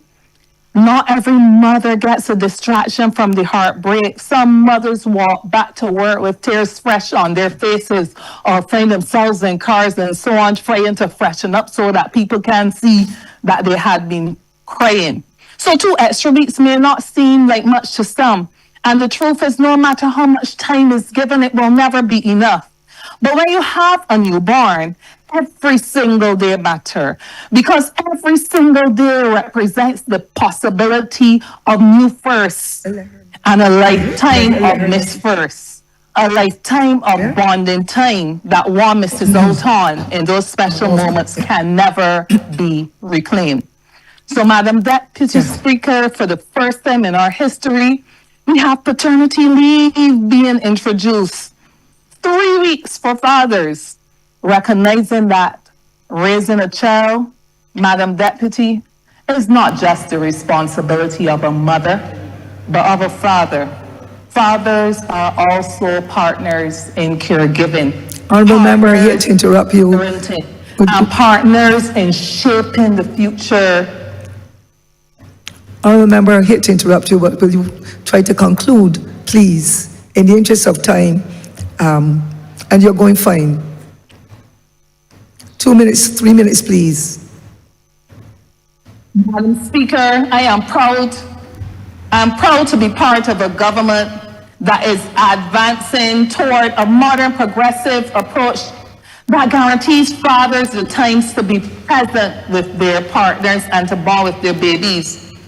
But I equally want to commend the Barbados Workers Union in this respect for its very effective canvass for this legislation, as it did with the maternity leave legislation, by demonstrating that if it could introduce it into enough collective agreements, that legislation would follow. And I'm sure that those of us in the Honourable Chamber will join with me in congratulating the Barbados Workers Union in this regard. But, Madam Deputy Speaker, even as I support these measures, I most definitely do not regard it as a full stop. We recognize that we must go further for breastfeeding articles in the legislation, that we must go further to introduce similar protection for parents who wish to adopt, and that we must accelerate action towards paternity leave. But the journey continues. And as the journey continues, permit me to turn to wages. Permit me to talk a bit about fairness, and I crave your indulgence. We continue to hear complaints about cost of living, and we therefore welcome the responsibility that this government has demonstrated in extending the cap on freight costs for calculating customs duties, in extending the provision for VAT on gasoline and diesel to be capped, the VAT reduction on electricity that will be extended to March 31st next year, the zero rating from VAT on goods including feminine hygiene products, the tax exemption, the increase to pensioners to $50,000 from income year 2025, and the minimum wage 2% per annum that is to accompany the threshold set by the Minimum Wage Board. The Minister of Labour qualified it, and I want to reiterate it, that 2% adjustment in the minimum wage has nothing to do with the work that the Minimum Wage Board must still carry out. But permit me to say something, Madam Deputy Speaker. The minimum wage board cannot and must not do to people at the lower wage and what has been done for the last 4 years where it failed to meet and make a decision. This must not be the pattern going forward. Let's not forget who fought for that minimum wage anyhow, Madam Deputy Speaker. I am confident that the fight towards a living wage will therefore continue. Madam Deputy Speaker, this Barbados Labour Party government has already proven that it is not afraid to fight for workers. And as long as I'm associated, that will hold true. The 300 Solidarity Award, I just want to speak for that just for 1 minute, Madam Deputy. I crave your indulgence. To those who pour in that amount, I would wish to suggest that the main value in that $300 is not to be observed in the quantum, but it is the principle that a government has brought to its administration. Share the burden, share the bounty. It must be recognized that it will not solve financial issues or challenges, but will it help a mother buy groceries? Will it help a pensioner access medication? Will it help a young person to assist with transportation costs? In each case, it is yes. And let's face it, if this amount was $1,000 or $2,000, it still might not be thought to be enough. But I had a beautiful experience last night when a friend of mine called me and asked me whether that $300 is transferable. He said, Tony, suppose 100 of us can pool our $300 together and do something, buy food or do something for people who are less fortunate. And that is exactly the value of the solidarity allowance that was received, not the $300. It is the kind of society that we want in Barbados on the mission to, the principle of social cohesion, where we can work towards the Barbados that we want to see, the better Barbados, where we understand that our fate as a people is linked. And if we help that person up who is not as capable as we are to support our own, that we are indeed building a better society. And that is the principle. As I close, Madam Speaker, I suggest that this is the difference between leadership and lip service. And that is why I stand proudly with this government today in this budget. A budget that does not just deliver for workers, but delivers for every single sector in this country. Permit me just for 1 minute to address the people of St. George North through you. And I want to for the people of Christchurch South too, because they didn't get this benefits, certainly not Tuesday and early yesterday. This budget is a budget for farmers. Farmers who wake up early to work the land. It's a budget for young professionals. It's a budget for working mothers and fathers, for pensioners. It's a budget for entrepreneurs who set up kitchens all around this country to sell food. And in the financial statements, we find the capacity that this government has to deliver on the housing solutions it committed to and the road infrastructure. Madam Deputy Speaker, this is a budget for every single Barbadian. In closing, in this house, some of us are given to poetry and quotes. So I close extracting from a Marcus Garvey quote. I quote, "Government is not infallible. It is a centralized authority for expressing the will of the people. Before you have a government, you must have the people. Without the people, there can be no government." And I want that to simmer. I want that to settle in our minds and understand what it is saying. I urge my colleagues in this government to continue to focus, therefore, on the will of the people that was unanimously expressed not once, but twice. We will continue to pursue the will of the people, even when the people themselves sometimes turn against us. If nothing else, The pain of sitting through 10 hours of listening to a sounding brass or tinkling cymbal should remind us of what we have not come here to do. Madam Deputy Speaker, I therefore urge us to keep focused. I urge us to keep focused because the journey continues. I support this budget. I support it not being a perfect budget, but I support it being a workers' budget, a people's budget, a solid statement of intent, a whole of Barbados budget. Madam Deputy Speaker, I'm obliged to you for the extra 2 minutes. You're most I'm welcome, ma'am. obliged. Honourable member, thank you very much. God's blessings on you and your team. Honourable member for St. Philip North, please. Thank you, Madam Deputy Speaker. You're welcome, ma'am. Thanks for the opportunity to lend my voice to the budgetary proposal and of course, not only my voice, but my support to it. The entire budget is important to me, but because of the interest, for the interest of time, I would narrow it down to a few topics that resonated probably more with me. Before I really begin, I want to congratulate the Honourable Member for Christchurch East Central. It was an excellent delivery of the budget. And I could not agree with the Prime Minister more in terms of his promotion to a higher role. Personally, I would like to offer the Attorney General my condolences on the passing of his brother on behalf of my family as well.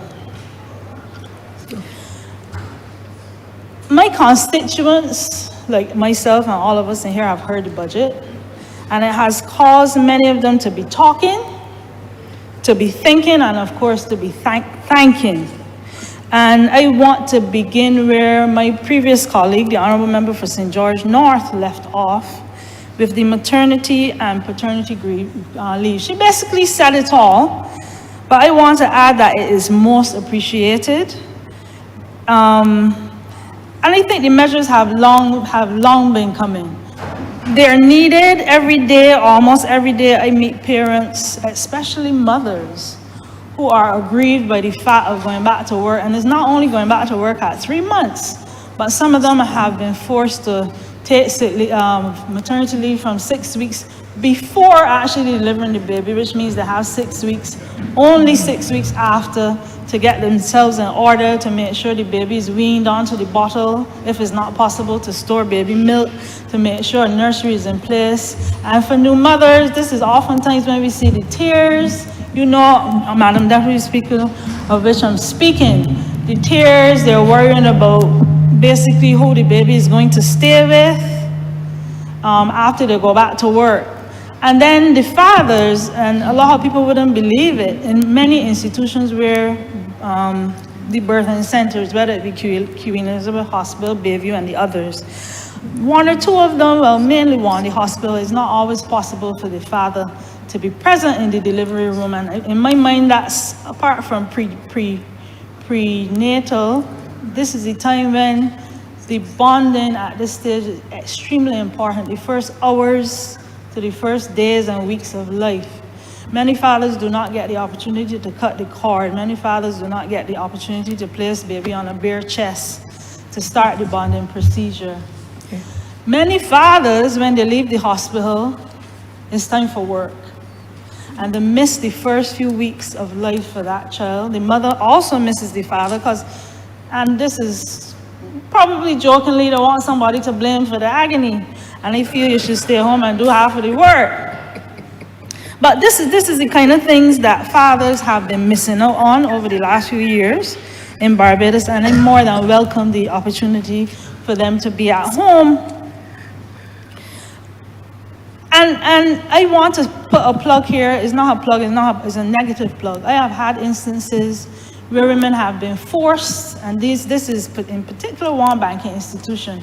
Once they know that the female is pregnant, they decide on the date that this mother-to-be is to be confined. So oftentimes it's actually 6 weeks before delivery, which means a mother has a very, very, very short time to basically acclimatize to a new life outside of her body. And I think at some point we need to relook this, or look at it, I should say, not relook. look at this and make it so that the mother has the choice between herself and the doctors on when she should be confined. This is something that has been a bugbear for me. And a lot of the times in this new generation, we have a lot of grandmothers that are 40 years old, 50 years old, and are still at work. So it's not like you have the opportunity to leave your child with somebody you trust. It means, like the Honourable Member for St. George North, that you now have to give up your child to a stranger, a child that cannot speak. I refuse to put mine into a nursery unless she could speak, for fear that something will happen that I was unaware. So you have that part there now, that this innate anxiety, you can't function at work. I was lucky in that I packed mine up and had her beside me at 6 weeks at work. My sister put hers in a bassinet and took her to work. And this is one of the things I spoke of before, where, and I think we need to begin as a government, make provisions for quote unquote housing for newborns and children at the workplace for these mothers that have to, is really needed. And I think we would look good as a government to be the first to start it, if not the second. The other area is breastfeeding facilities, not facilities, areas being provided at work so that mothers can store the milk and stay at WHO already put it out there, breast is best, breast milk till 2, I think is 2 years old.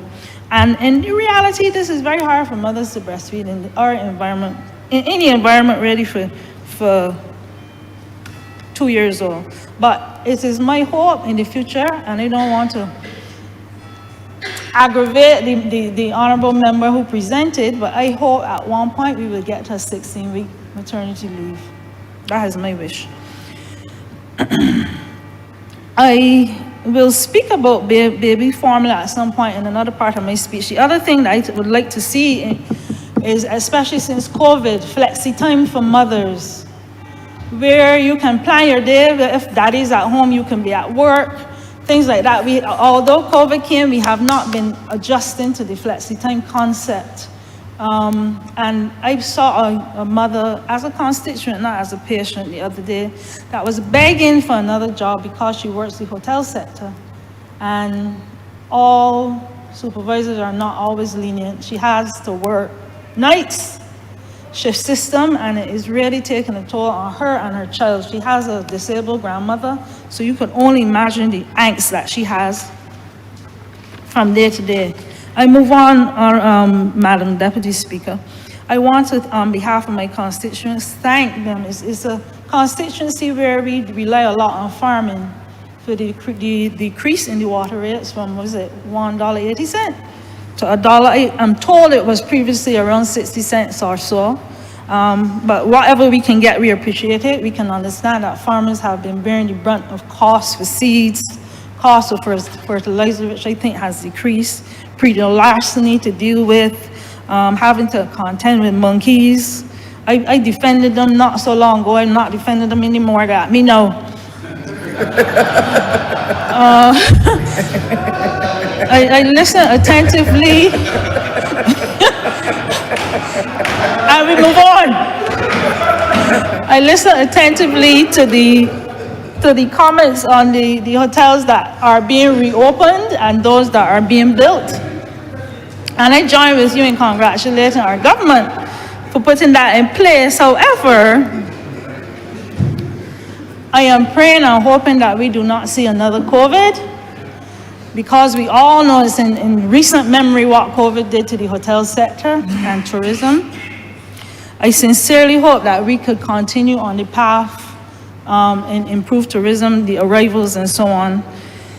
But I will encourage that we be steadfast and put plans in place to build out other sectors post-haste, so that we can put a buffer in place in case the tourism sector has to fall again, God forbid. Are we, and I think I heard the Honourable Member for Christchurch East Central, do we have proper plans in place for training of staff? He said already that the hotels will hold maybe 300, 350, most of them. Plans in place for training, HR, waitresses, nurses, believe it or not, doctors are part of it. Have we built out the hospital enough to hold the capacity? This is one of my worries. Have we built it out enough to hold the capacity for arrivals like that into all these new hotels? And I want to comment on something that has been, let me make sure I have it right.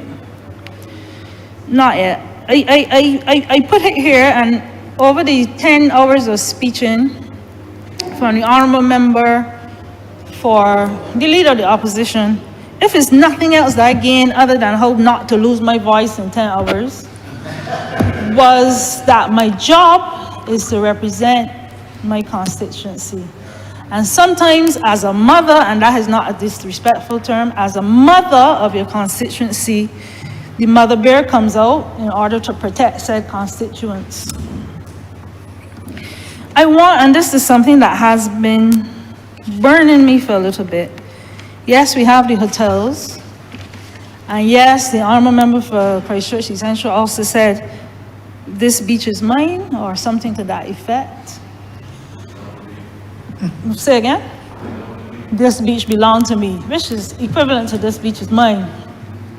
And while we do still have beach access, one of the things that has been bugging me since I have been forced to move where I recreate in terms of beaches, because we all know with climate change, the beaches that I attend, it's 5 minutes. Madam Speaker, that is less than 10 minutes. Anyway, I will hurry up. I had to move from St. Philip Beach because a lot of them are now eroded into Bay Street.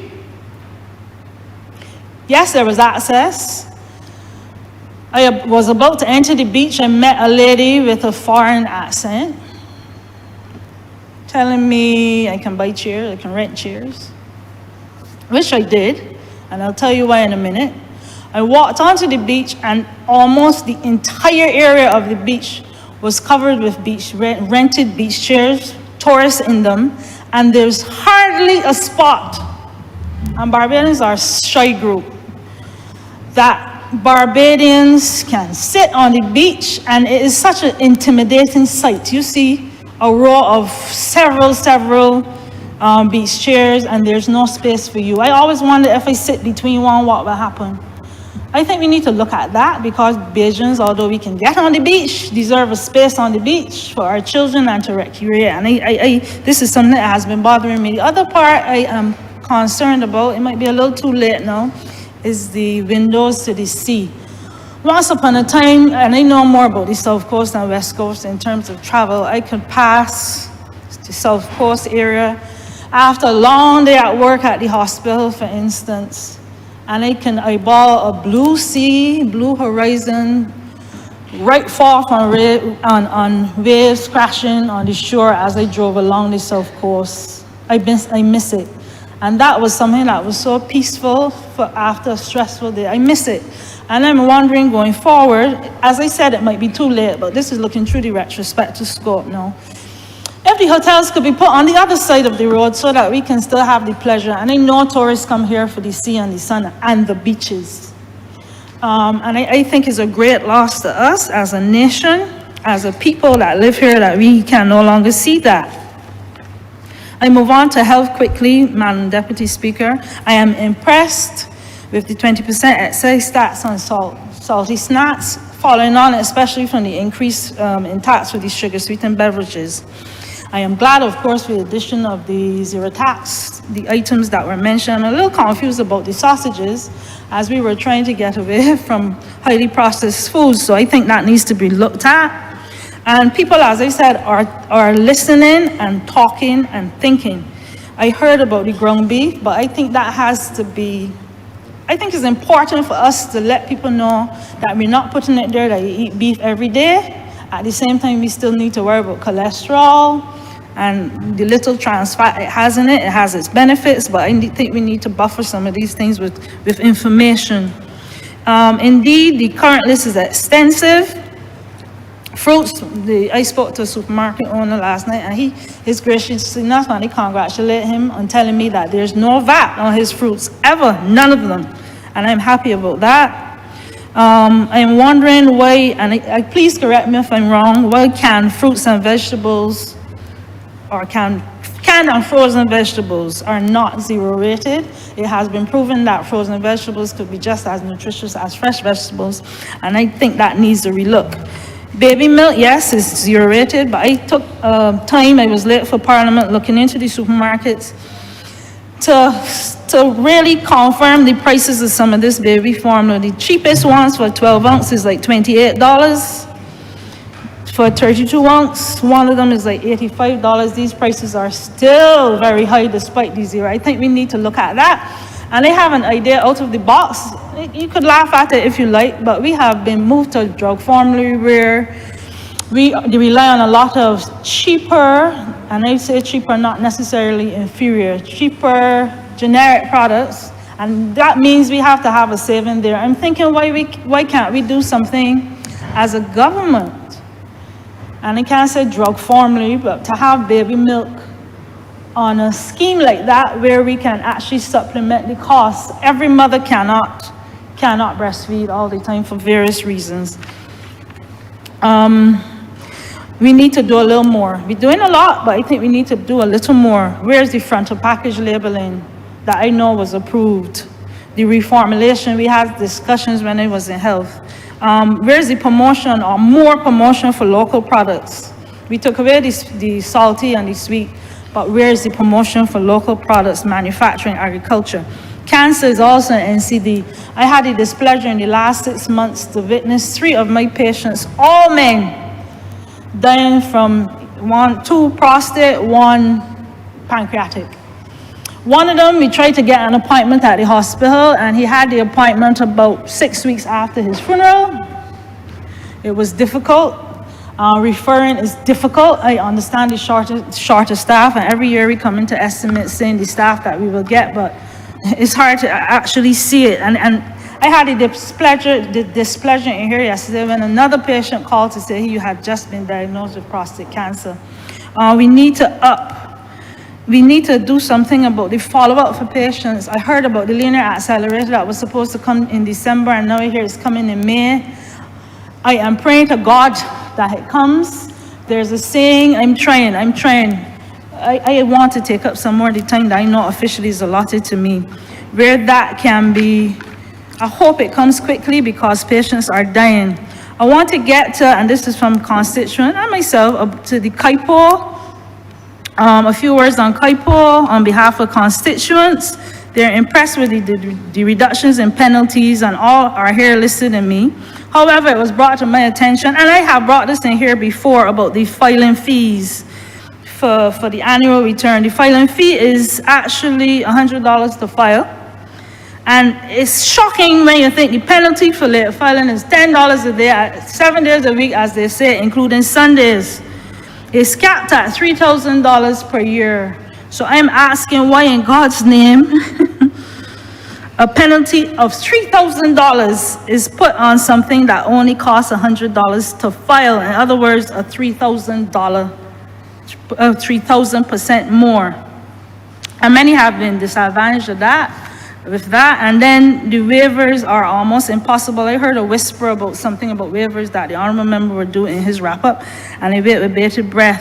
But the waivers have a lot. One of the I think it's Form 35 maybe, and one of the things to fill out, one of the things that you have to commit to is balance of payment survey to the central bank. Any surveys conducted by ministry, I don't know, I think some of these things need to look at again, and that is one. And the last thing I want to bring up, and I can't help it, I have more, but it would be remiss of me, and I have been accused of representing myself here.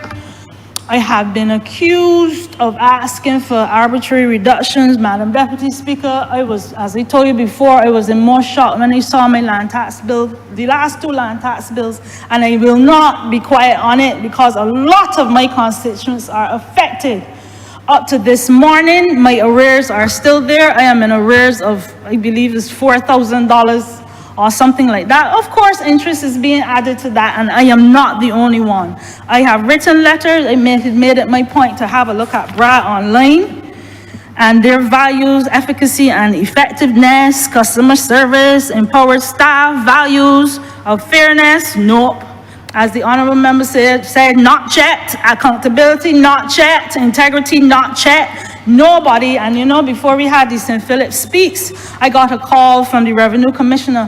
Hold steady, Dr. Brown. Give us a chance. The bills are soon out again. I am out of chances. I am frustrated. I am fed up. And it's not only my constituents. Yes, we have Sanford, Ruby. There's also Fair Pilgrim and other areas, as far as I know, with unauthorized gasifications. I have constituents who had asked for waivers, a look-see at the bills. One of them in particular, disabled. Her husband has died. It has gone in since 2021. For God's sake, nobody has got back to her, and interest rates still continue to accumulate. God forbid if something happened to me or my constituents and we were required to sell our properties. Can't happen when arrears on my bills, and I am fed up. I never get angry in here. I never. But I am so fed up of checking every week online to see if it was adjusted, and it never has, and I am tired. I wrap up now. I can't help but say this is a true wrap up, 30 seconds. I want to congratulate Rule on the fixing of my constituents. At the same time, I'm concerned about the pit toilets that are still outstanding. I had applied for a sidewalk for the St. Mark's School that they don't have to go into traffic to get to the area which they're played. I understand how much years ago, 7 years it was approved. Invisible as far as I could tell. The wells, we have a number of uncovered wells, and this is Rule as well as drainage and so on. There are a lot of uncovered wells. The Honourable Member for St. Philip South was there with me when the gentleman fell into one in Long Bay. Up to now, it's not covered. We're waiting for somebody to die. There are a lot of wells I am finding. My constituency assistant, God bless her, takes the gentleman responsible, rural drainage, whatever, MTW. We mark off the wells. Honourable Member, there have been people who have been thrown into wells. Many have fallen into wells. We need to map the wells. We need to cover the wells. This is important. Very, very, very important. The roads, thank you for the roads I had. I'm hearing about this CAF program, and I'm beginning to believe it's a myth. We have some dire roads in my constituency. Luckily, it's a bit of a drought now, so the nurses from the district hospital don't have to wade through a foot of water to get to their workplace, and we complain that not having nurses, when we have nurses that are willing and ready to work and have to wade through water or beg for a drop. The crime, I was told by, this is the last one for sure, I was told by a police officer lately that St. Philip is now a hot spot. Right opposite my old parents, somebody robbed the house. I worry about them every day. I don't have a solution yet, and I often offer solutions. What I can say, and I believe is not all of it, and some of it, is that we need to look at, and I'm not saying we need to look at what the public perceives of the marijuana legislation. There are many people out there that think that it's legal below 14 grams. To use marijuana, it is not. But people are walking around. I have been to events from this government where people are freely smoking marijuana. Children are going to school high because their parents smoke marijuana. Honourable Madam Deputy Speaker, we have to be honest with ourselves and have a look at that. Increase the education of the public. I am scared. The patrols need to increase. I think District C, correct me if I'm wrong, has one vehicle for patrol, maybe two. We have the biggest parish in the island. One vehicle. Not good enough. I am scared stiff. Sometimes I might slip up and leave my daughter home for 2 minutes. Not for nothing, no. If I go to the store, she going with me. Ain't happening. I am scared, and we need to start looking at these things where we need to buttress, where we have gone wrong, where we could adjust. Those are the things. Madam Deputy Speaker, thank you for the extra few minutes. I really appreciate it. Get my point across. I look forward to the sum up. One more thing. The roads going into supers needs to be fixed. That has a bridge, people will fall off. And the members of College Savannah, the Honourable Member for St. John, and Fortescue have been begging for access. They have, well, officially one route in and one route out of these areas. There have been accidents on the road where they can't get out. Thank you, Madam Deputy Speaker. I take my seat. Thank you, Honourable Member. Honourable Member for Christchurch West. Thank you very much, Madam Deputy Speaker. You know, Madam Deputy Speaker, when I first came to this honorable chamber, it was 2003.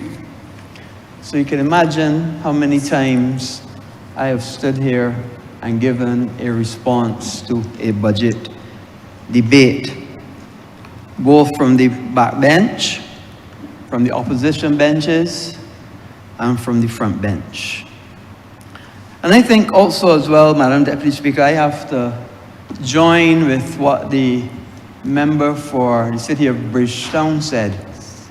And I have to agree that there's a difference between being a politician and a statesman. And I think after those numbers of years that I have spent serving the people of this country,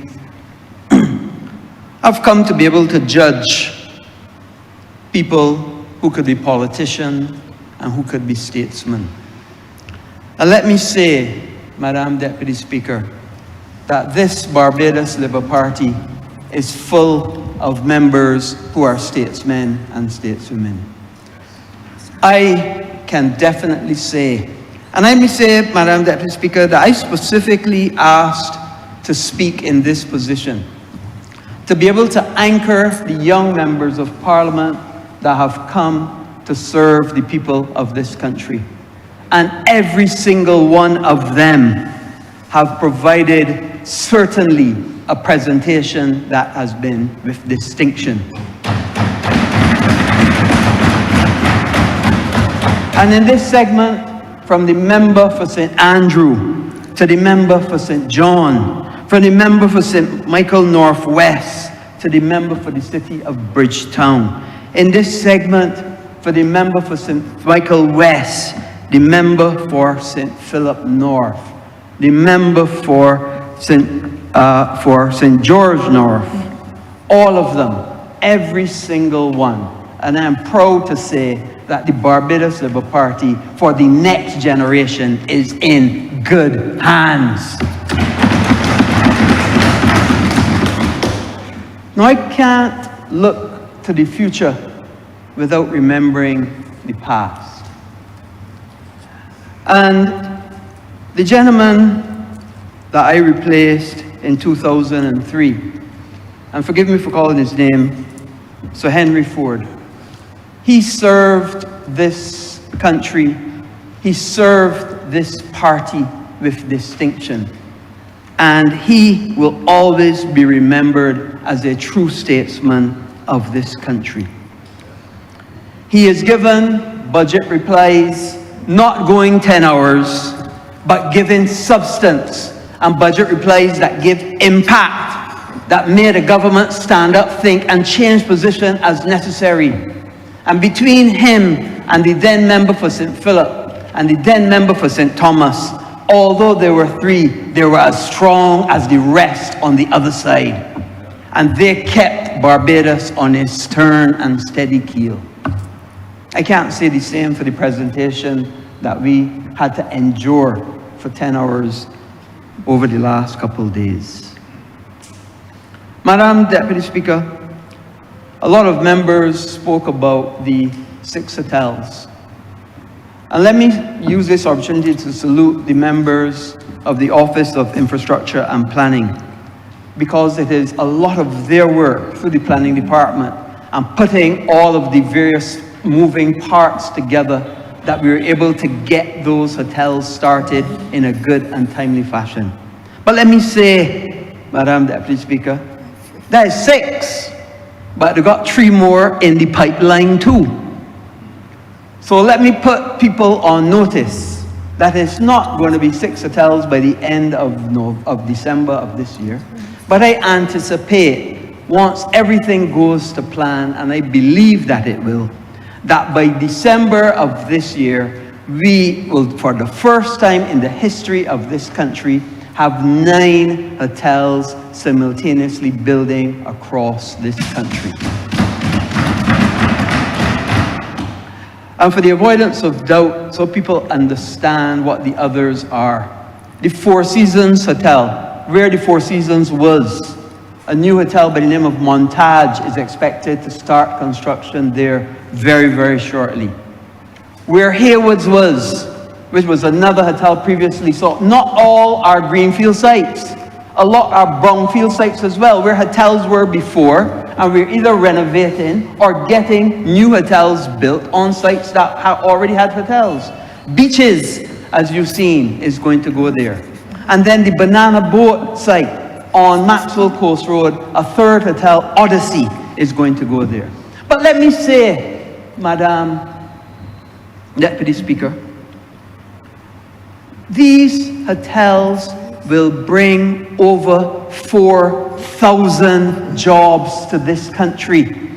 And I heard the honourable member say, oh, these jobs is foreign jobs. So I took it upon myself to call as many of the developers as possible and ask them what percentage of local people are working on their sites. And he got back to me, all of them, and made it clear. At Pierhead, 95% local people on that site, not foreign people. At Indigo, almost finished, already 80% local people on that site, not foreign people. At Pendry, 70% local people on that site. And site after site.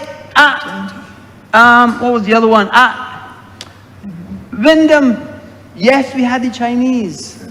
And yes, they did a good job. But we learned from that. And we recognize that it must be a mix. Do we have to use foreign labor? Yes. Are we getting access for local labor as well? Yes.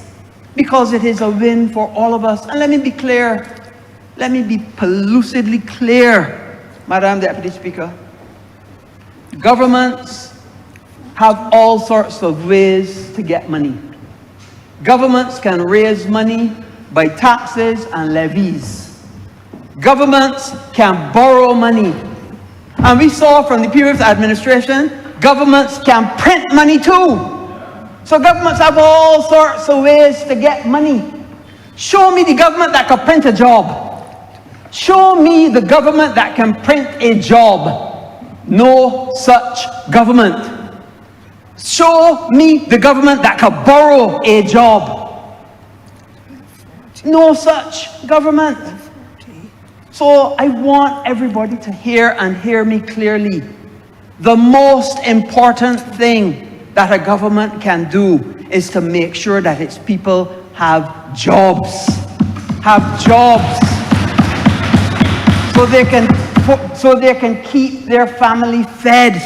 So they can pay their bills. And so they can see their own way in the country. And so they can have that pride and that dignity to know that they provide for themselves and for their family. And that is why we go after getting these investments, because the investments come with jobs. And let me tell you something as well, Madam Deputy Speaker. When a facility is built, it can't pick up and take off and go nowhere. It cannot pick up and go nowhere. It can't take flight. And it has to continue to operate, and it operates in construction jobs. And then when it is finished, it operates in full-time or part-time or seasonal or whatever. Jobs, jobs, jobs, jobs. That is why all over the world, people say, oh, what is the employment rate? What is the employment rate of this country? What is the unemployment rate of that country? Because unemployment, or employment by the reverse, is one of the most important statistics that a country must adhere to get its people working. And that is why we do it. And that is exactly the reason, because we know that we can't create jobs. We cannot create 4,000 jobs like how a hotel, like how an industry. And I meet with people for industries all the time that want to come here, because that is why we do this. I want to go further, Madam Deputy Speaker, because that is a benefit. You know, and I am happy to see in this Parliament that we have embraced technology. And I want to do something that's never been done before in this Parliament. And I have asked the permission of the Speaker and the Clerk of Parliament to do it. and I'm only praying that it works. And it is to use technology with artificial intelligence. And whether we like it or not, this Parliament, as it is embracing technology, we just saw a member who is at the ILO beamed in on a Zoom to be able to give us a presentation. So this Parliament has embraced technology. And with that, I am going to use artificial intelligence, a small bit of it, but artificial intelligence to be able to answer the Honourable Member for Christchurch South about this concept about land and housing for land. And the member for St. George South answered him very well about land and telling them that Barbados was agrarian, and all from the University of the West Indies to West Terrace to Husbands to all of them, those were housing developments built on agricultural land. And people seem to forget that. But I'm going to use artificial intelligence to be able to explain to him now. And I'm going to do it in this way. Now first, you have to understand that I'm a numbers person. I have always been a numbers person because everything for me is about numbers. And I am very specific about it. Right down to the time that I arrive at places, I am a numbers person. Now, Madam Deputy Speaker, when you look at the physical development plan, page 37 says that Barbados, and these are numbers given by the Ministry of Agriculture through all of their technical people. That says that 30,000 acres of land are required for Barbados to have in agriculture. So I said 30,000 acres. Hey Siri, what is 30,000 acres in square miles? Hey Siri, what is 30,000 acres in square miles? 30,000 acres is 46.88 square miles. 46.88 square miles. Using artificial intelligence to be able to tell me what is the requirement in square miles for agriculture. So let's call it 50. 50 square miles needed in Barbados for agriculture. However, every Barbadian child knows that Barbados isn't 50 square miles. Barbados is 166 square miles. So that means if I take 50 from 166, that is 116 square miles left after we met all of the requirements for agriculture under the Ministry of Agriculture. But I can go further. I can go further and I can take out the Scotland District too. The Scotland District is 1/7 of it. Hey Siri, what is 1/7 of 166?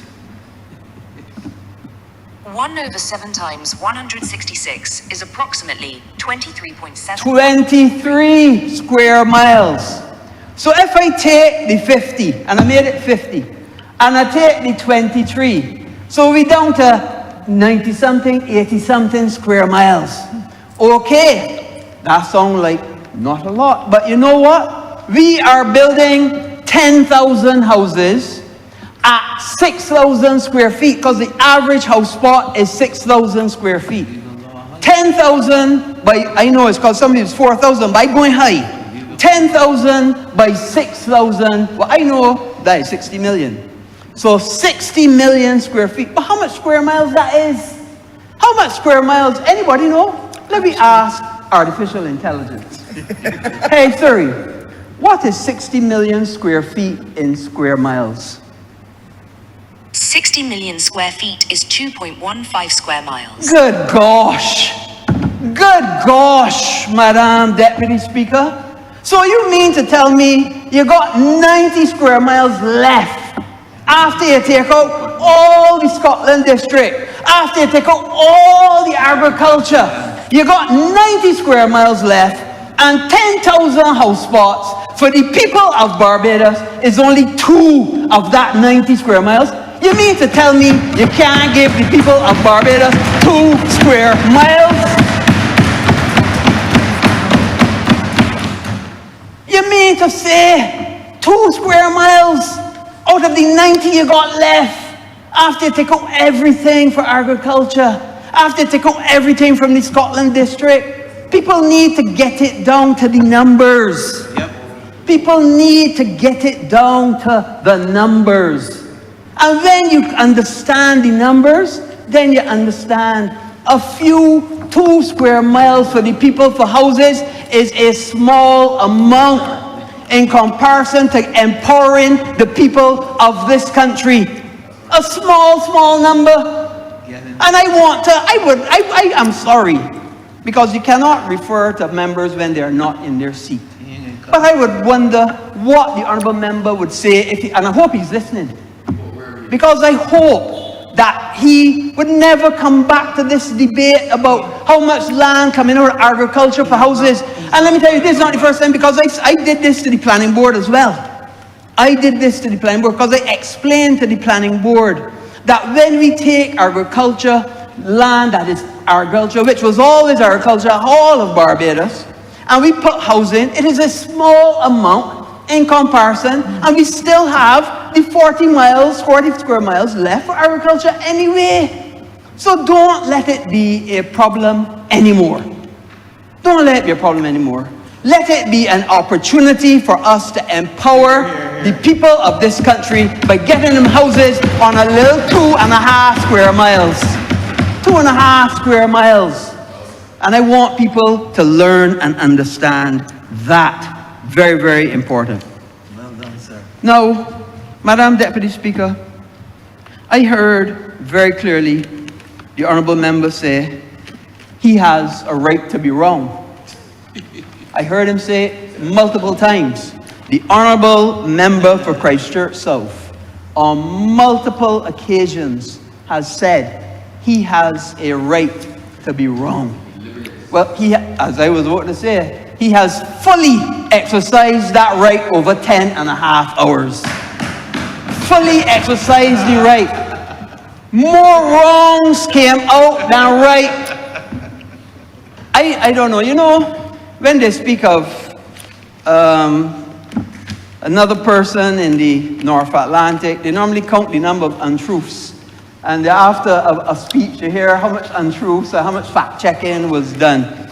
If we were to fact-check what the honourable member came up with and the innuendo and the suggestions, the fact-checking would be in the negative. For very few facts were checkable, if any at all. But I want, in particular, to focus on one particular part of the budget. And it is something that I put forward. I'm happy I was able to put it forward. And I'm very, very proud that the Ministry of Finance, the member for Christchurch East Central, and the Ministry of Finance and the Minister of Finance took it up and have moved forward with it. And it has to do, it's an interesting matter, it has to do with something very closely related to you and the work that your sister did at the Barbados Mortgage Finance. And it was interesting to me because my office in the early days was actually on the other side of the road of the Barbados Mortgage Finance. So I got to know her very, very well. Because when various things happen, you know, when you have neighbors, some stray dog going to pull out the garbage, whatever, you got to go and pick up the garbage on the other side and so on. Things like that. And we lived very well with your sister who worked at Barbados Mortgage Finance.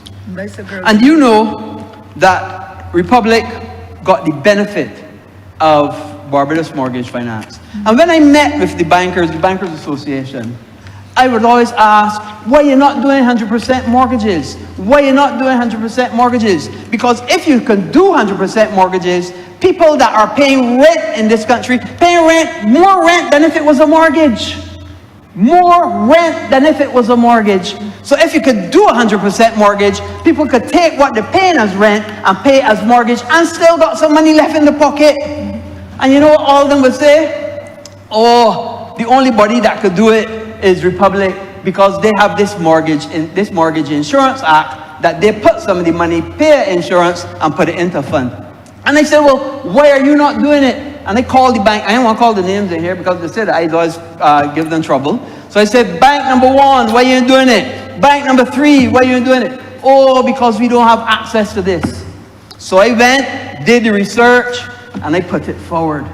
And I know that now that we have embraced that policy, so that every single bank, every single credit union will be able to get that opportunity and offer 100% mortgages. What will that do? That will de-risk the people that don't have the deposit to put down. You know, many people have the money to pay the rent every month, $1,200, $1,400, $1,500, whatever, and therefore could pay a mortgage. They could pay a mortgage, but they don't have the 10% deposit. They can't accumulate the 10% deposit because they got the car loan, they got the school fees, they got the electricity bill, the telephone bill, the water bill, the internet bill, and all these things cannot accumulate the deposit, but yet still faithfully paying the rent.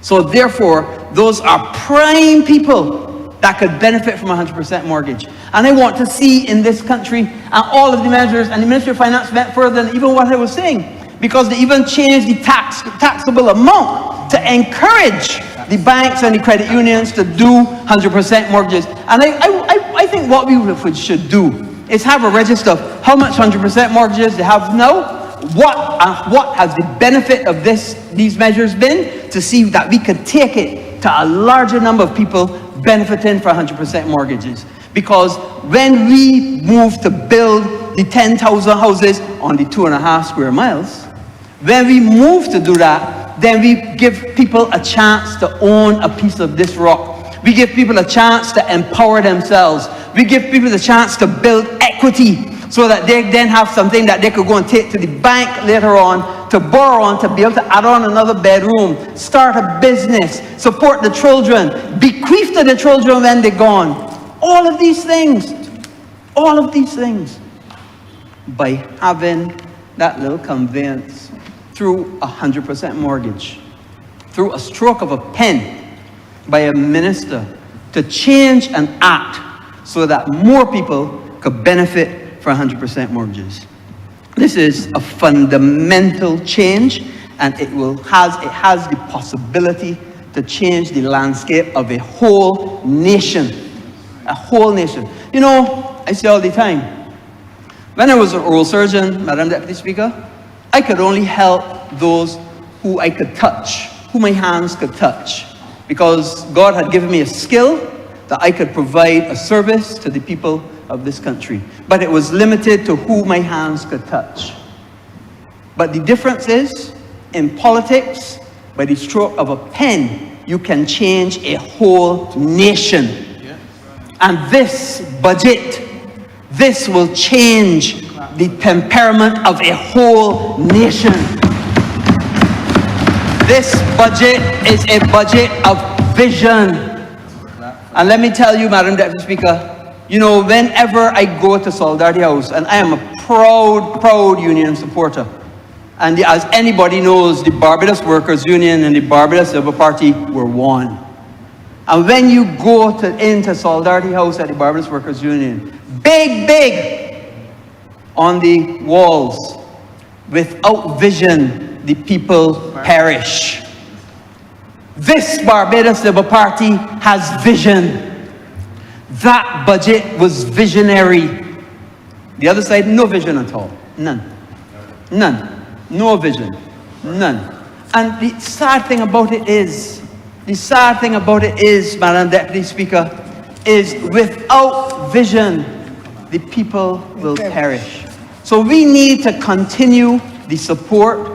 We need to continue the good work that we as a party, we as a nation do for this country. We need to continue to look to see how can we take Barbados forward, even if by 1 inch every single day. And that's what we intend to do. We are here to make life better for our people. Be it better in health, be it better in education, be it better in social services, be it better in housing, be it better in business, be it better in all spheres of life. That is why we came to office. And let me tell you, when you go out there and you listen to the people, Then you go there and you listen, Madam Deputy Speaker, every single time, and I'm sure all the members hear it. You're doing a good job. You're doing a good job. Keep on doing what you're doing. You know, don't mind the detractors. Them gotta do what them gotta do, but we with you. I hear it I cannot go to a supermarket. I cannot go to a Lime. I don't go in the rum shops much, but I can't go to any social gathering without somebody coming up and saying, y'all are doing a good job. Continue to do your job. I can finish on this last point. You know, Madam Deputy Speaker, there's been a lot of discussion about developments in Barbados, and in particular developments on the coast. And it cast my mind back to when the Barbados Labour Party under Tom Adams was doing what was then the Industrial Access Highway. When he was doing the Industrial Access Highway, Madam Deputy Speaker, all and sundry came out with you. You remember when he was your MP at the time? Everything, everybody and the church mouse came out to say what a bad idea it was. How it was an awful thing. How people would use it to land planes to bring drugs. How it was terrible that people were losing agricultural land. How that they don't understand why you're changing the landscape. How we like to see the greenery of the country. How it would never work. How people would never use it. All sorts of detractors. Sadly and happily, two things happened. Sadly, he reduced it from 4 lanes to 2 lanes. Sadly. Happily though, he was not detracted and he persevered. Madam Deputy Speaker, where would Barbados be without the ABC Highway today? Where would we be without the vision and the perseverance of that Prime Minister and the Barbados Labour Party that did not waver, that kept focus and kept the promise to the people to build that highway? Because they could see down the line that it was necessary for the country. In the same way, we were given a mandate to transform this country. We were given that mandate because the people of this country believed in the vision of the Barbados Labour Party. The people of this country believe in the vision of the Prime Minister of Barbados. And we are going to stay true to that vision. We are not going to waver. We are not going to sway. We are going to transform this nation from a backwater and make it the first developed nation of the world in this century. Madam Deputy Speaker, I'm obliged. Thank you. Honourable Member for Christchurch West Central, please. Thank you, Madam Deputy Speaker. I rise today, I must admit, with a heavy heart, having to mourn the loss of a family member, and I want to say condolences to my family in the constituency in Vauxhall on the loss of Dariko sometime yesterday.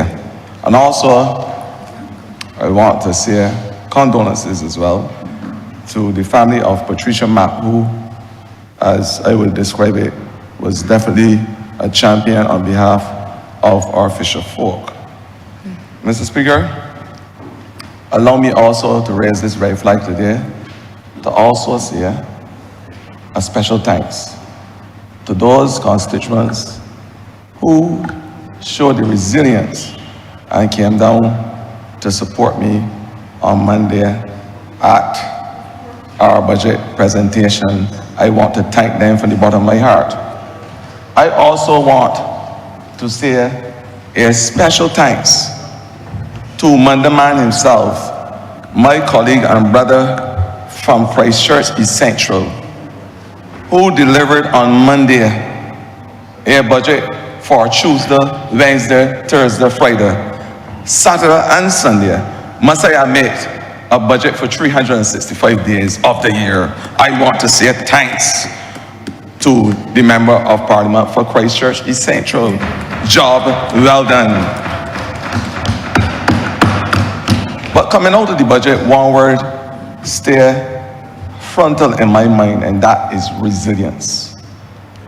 And how we are going to build a resilient people and a resilient country.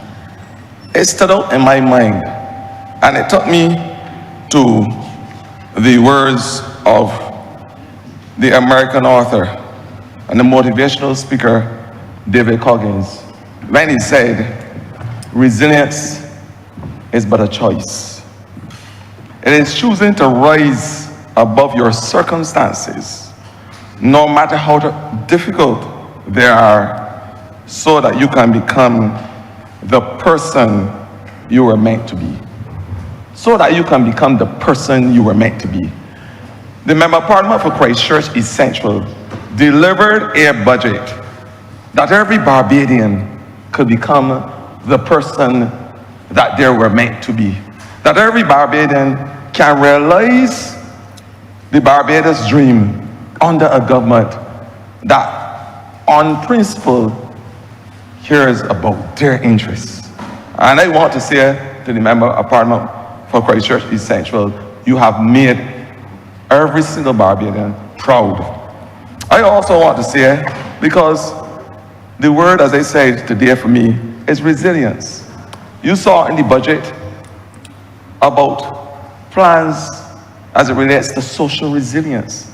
You heard from the Member of Parliament for St. Michael South speak about extending that support for those children in terms of having the NIS support, in terms of our non-contributory pension, the equivalent of half of the non-contributory pension, for those persons who are mute, those persons who are deaf and blind, those children.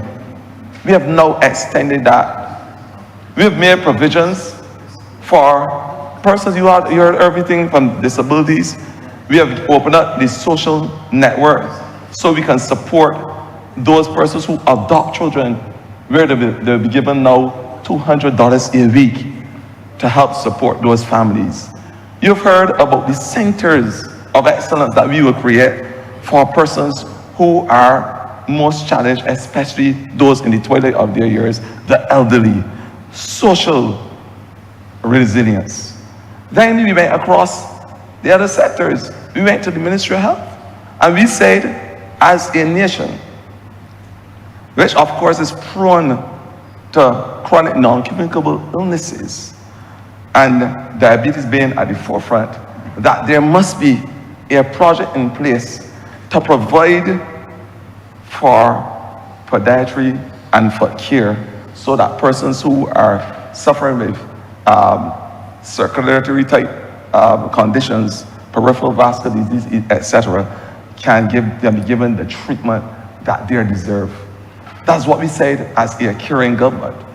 We also said that because of the incidence of high blood pressure, that we must now be able to put taxes on salty and salt snacks and those things that are unhealthy, so we can help to control that which is seem to be palatable to some Barbadians. We said it, and we have also increased the basket to provide for additional support in terms of our food.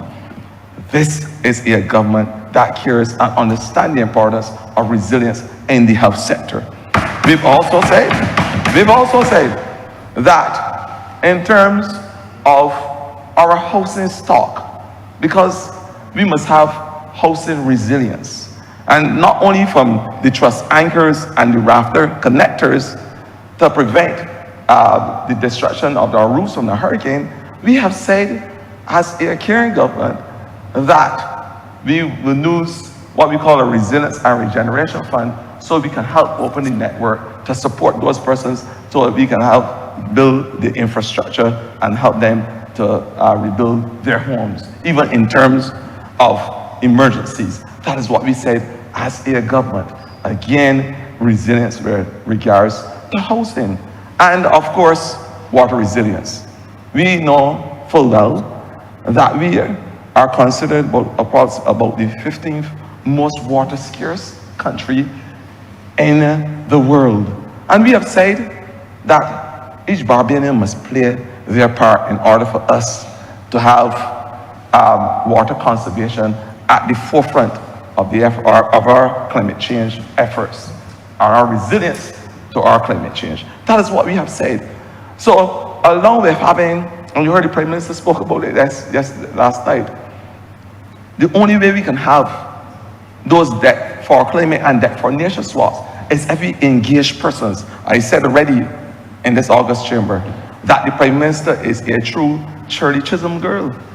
She knows how to show up, she knows how to stand up, and ultimately she knows how to speak up on behalf of the people of this country so that we can benefit. And when you talk about travel, and this is some euphoria associated with it, the Prime Minister brought the figures. Figures don't lie. $145 million in grants. And grants has nothing to do with the loans that we are now getting through the Bridgetown Initiative at concessionary rates. We are talking about grants. $145 million in grants. As it compares to travel over a 7-year period of time with the same per diem which has not changed over 20 years, the same per diem at a cost of about $1.3 million or so. Now, unless you are practicing in some far part of St. Lucie, an economic theory called Camelones, I think that $145 million is greater than 1.3. I think so. I didn't know that a lot of Barbadians, especially good people from the epicenter and the influence of Christchurch, would agree with me. So these are the benefits. But I go back, water resilience. We have said that as part of our strategy, using the combined efforts of now the new entity, RUDC, Rural, Urban and Development Commission, that we are going to provide the wherewithal so persons can get those water tank and the facilities, the pumps, etc. at duty-free and VAT-free rates, and that we will make provisions at first for persons who are earning less than $30,000, and then we can expand the network afterwards. That's what we said as part of our resilience plan as a caring and responsible government. That is the resilience as it relates to water. And we know full well as a government the importance of having $120 million free up so that we can have a tertiary level treatment facility where the water can go back to the agriculture belt, building agricultural resilience. So in a circular way, we are creating resilience across all the ministries. And you heard from the Minister of Agriculture himself with the vertical farms and the vertical climate resilient farms that he's creating, 20 or so, and using those facilities through the BIDMC to be able to help our farmers in a water scarce environment where we face the vagaries of climate change on a daily basis. We have had episodes in the past, and I'm sure you're aware of it, where you had one day of extreme heat. Last year, October the 31st, we had heats of temperatures of 34.6 degrees Celsius. A couple of days after there was flash flooding in certain parts of St. James. And this is the reality that we are faced with the climate crisis. So it's how we build those resilience, not in the agriculture industry as well. But going back to the Ministry of Housing, because we have also said that there will be a fund put in place, a home improvement fund. And this is the innovation from the Member of Parliament of Christchurch Essential. And I want Barbadians to appreciate that which we are doing to transform their lives. We said that there is now going to be a home improvement fund because we believe that I did it sung by the Merryman Beautiful Barbados beautiful, beautiful, beautiful Barbados must not just be something that is on the lips of Barbadians when they feel that, that they feel specially titillated. It must be who we are as a people. So we have one of the most idyllic songs by an iconic group, the Merry Men. But we are not happy, we are not merry because Barbados, unfortunately, remains sometimes in the ugly state. And what we said as the government, that there must be a new ethos called clean and green. It must be now part of the Barbadian way of life. It must be who we are. It must relate to how we live as a people and how we grow and how we teach our children to live as a people. We must have beautiful, clean, green spaces. That's what we say. And so the home improvement project that we are going to bring on board is going to provide the homeowners across Barbados using a $5 million fund to be able to improve and paint their homes. But the icing on the cake for me as the Minister of Environment is also to have the home beautification project in terms of our gardens. We started last year the home beautification community garden competition. And I must say to Barbadians that we had over 70 persons participating in that competition. With this new budgetary proposal, we are saying we are going to make it bigger. That we believe that if they have 100,000 households in Barbados, that each and every one of them must be part of this home beautification. That is what we are saying. And the government is going to provide the wherewithal to help you to do just that. That is what we are saying as a government, because Barbados must be clean and beautiful. That is what we have said. And along with that, to incentivize Barbadians, there is a plan afoot to give a national award for those persons whose homes, whose community homes, are the most beautiful, who has the best gardens. These are the things that we are saying as a government. And I want to associate myself wholesomely and holistically to a budget that speaks to improving the health and the physical landscape of this country. I want to say, because it has to dovetail into my ministry and the Ministry of the Environment. I started a project called the Clean and Green Project. I want to report today in this chamber. I see, Madam Deputy Speaker, you are laughing, but those in the toilet of their ears must be clean and pretty too. So I am saying to you that since the inception of this project, we have created 112 clean and green sites across Barbados. 112. Keep it in the concept of cleaning and greening. And I'm sure you got one or two in St. Thomas as well, which is the heart and the soul of the country. You told me that is the beating system that is put in place that carries the blood throughout the rest of Barbados. That's what you told me. I am saying that 112 clean and green sites across Barbados. And we are happy to associate, because along with that, those clean and green sites, offering recreational spaces for our people. We had Hurricane Elsa. We had as well COVID as we know it. We were under psychological pressure for a number of years. We understand the effects that it would have on the body. We are not machines. I know the Member of Parliament for Christchurch West, he did some AI voting here, but we are not machines. And I am saying that we have to create those green spaces, as we have done as a government, to be able to balance the humors, to provide those launch areas, and to allow Barbadians to have those, as we call, psychosocial moments. That is important and essential at this point in time.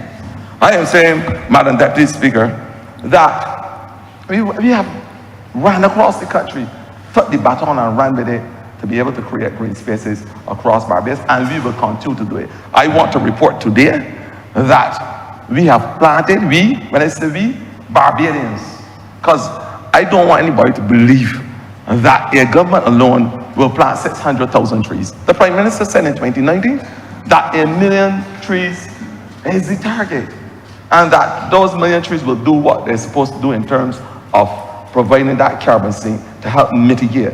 Another resilient measure, because resilience is the way how you mitigate and adapt to the vagaries. You heard about the Bridgetown initiative. You heard about the Roof to Reach project.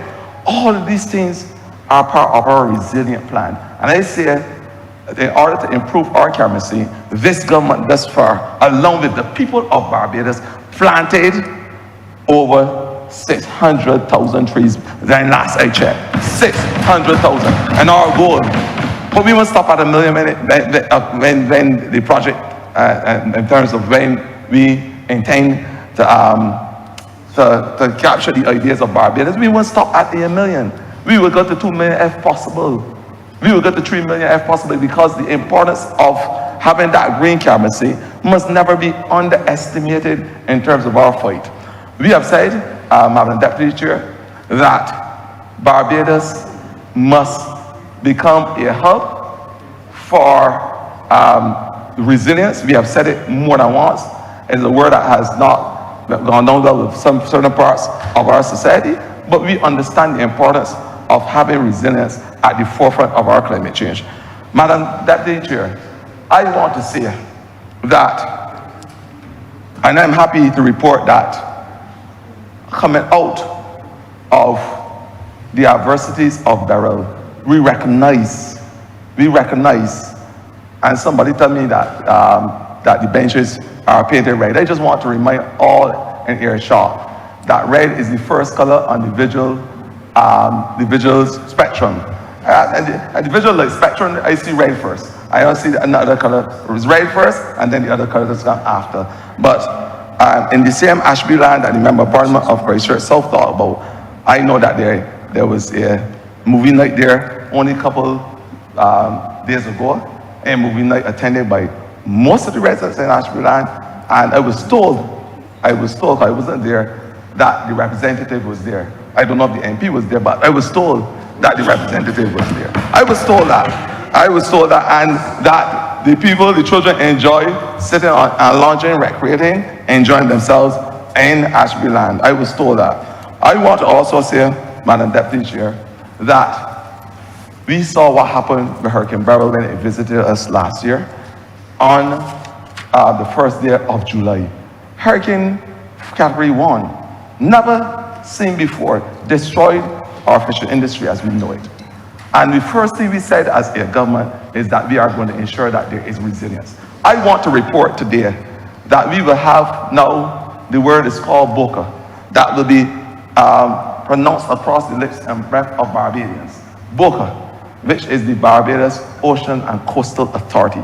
And I want to admit today that that authority was approved for the draft instructions by our cabinet, and we are ready to move, because we have said as a government, and you heard it from the words of the Member of Parliament of St. Michael Northeast herself, that we are going to ensure that we build back, whether there is the green technology or the gray technology, and the mechanisms in place to build our East Coast. We are going to build our South Coast in terms of our oceans and our beaches. We are going to build from north to south, and that we must have a unit that can respond with alacrity to be able to fight the vagaries of climate change and the natural disasters that will seek to destroy if we don't do anything about it in terms of having that resilience, those breakwaters, those groins, those revetment, that built-in technology, and along, because sometimes it's not only the great technology, it is the green technology. Look at whole town and see what has happened when we had that greenscape built to be able to mitigate those floods. I am saying with a unit that is dedicated to do the resilience and put those resilience plans in place, Barbados is in a better place to respond to the vagaries of climate change. I am saying so, and I am happy to associate myself with this unit. So we have Boca. I must admit yesterday, though, that after 10 hours, I would say that you had Toka. You had Toka from the Member of Parliament for Christchurch South, and Toka for me is talk over comedial approach. That's what we had. A talk over comedial approach for over 10 hours. Some people may call it over 40,000 seconds. You may call it that. But we had what I would call a Toka And that total was presented for over 10 hours. That didn't do much to inform Barbadians about resilience, how we are going to build forward better, how we're going to improve the lives of our people, or how we are going to ensure that Barbadians can have the tangible state that they deserve, how they can live the Barbadian dream. I am happy to associate myself with this budget. I want to say to the Member of Parliament of Christchurch East Central, the man who shares the boundary with myself, a job well done. You have been a champion, a hard worker. You have worked tirelessly to ensure that you do your job on behalf of Barbadians. And a lot from the other side can take a leaf out of your book, if they even have the imagination to do so. Madam Deputy Speaker, want to finish. I want to finish because there's a lot to say, and I will say another time. And I recognize that you are looking at your watchman, Madam Deputy Chair, and I don't want to upset you in the twilight of your years. I may upset somebody a little younger. So, I want to say to you, strength and resilience, Madam Deputy Speaker. You need strength and resilience. And once you got strength and resilience, you have the first step in order to be able to allow the survival of time. Let us continue to embrace the strength and the resilience given by these budgetary proposals so that the Barbadians as we know it, can become not the true and firm craftsmen of their own fate. Madam Deputy Speaker, I am obliged. Thank you. Most welcome. Thank you, Honourable Member. Honourable Member for St. James South, please.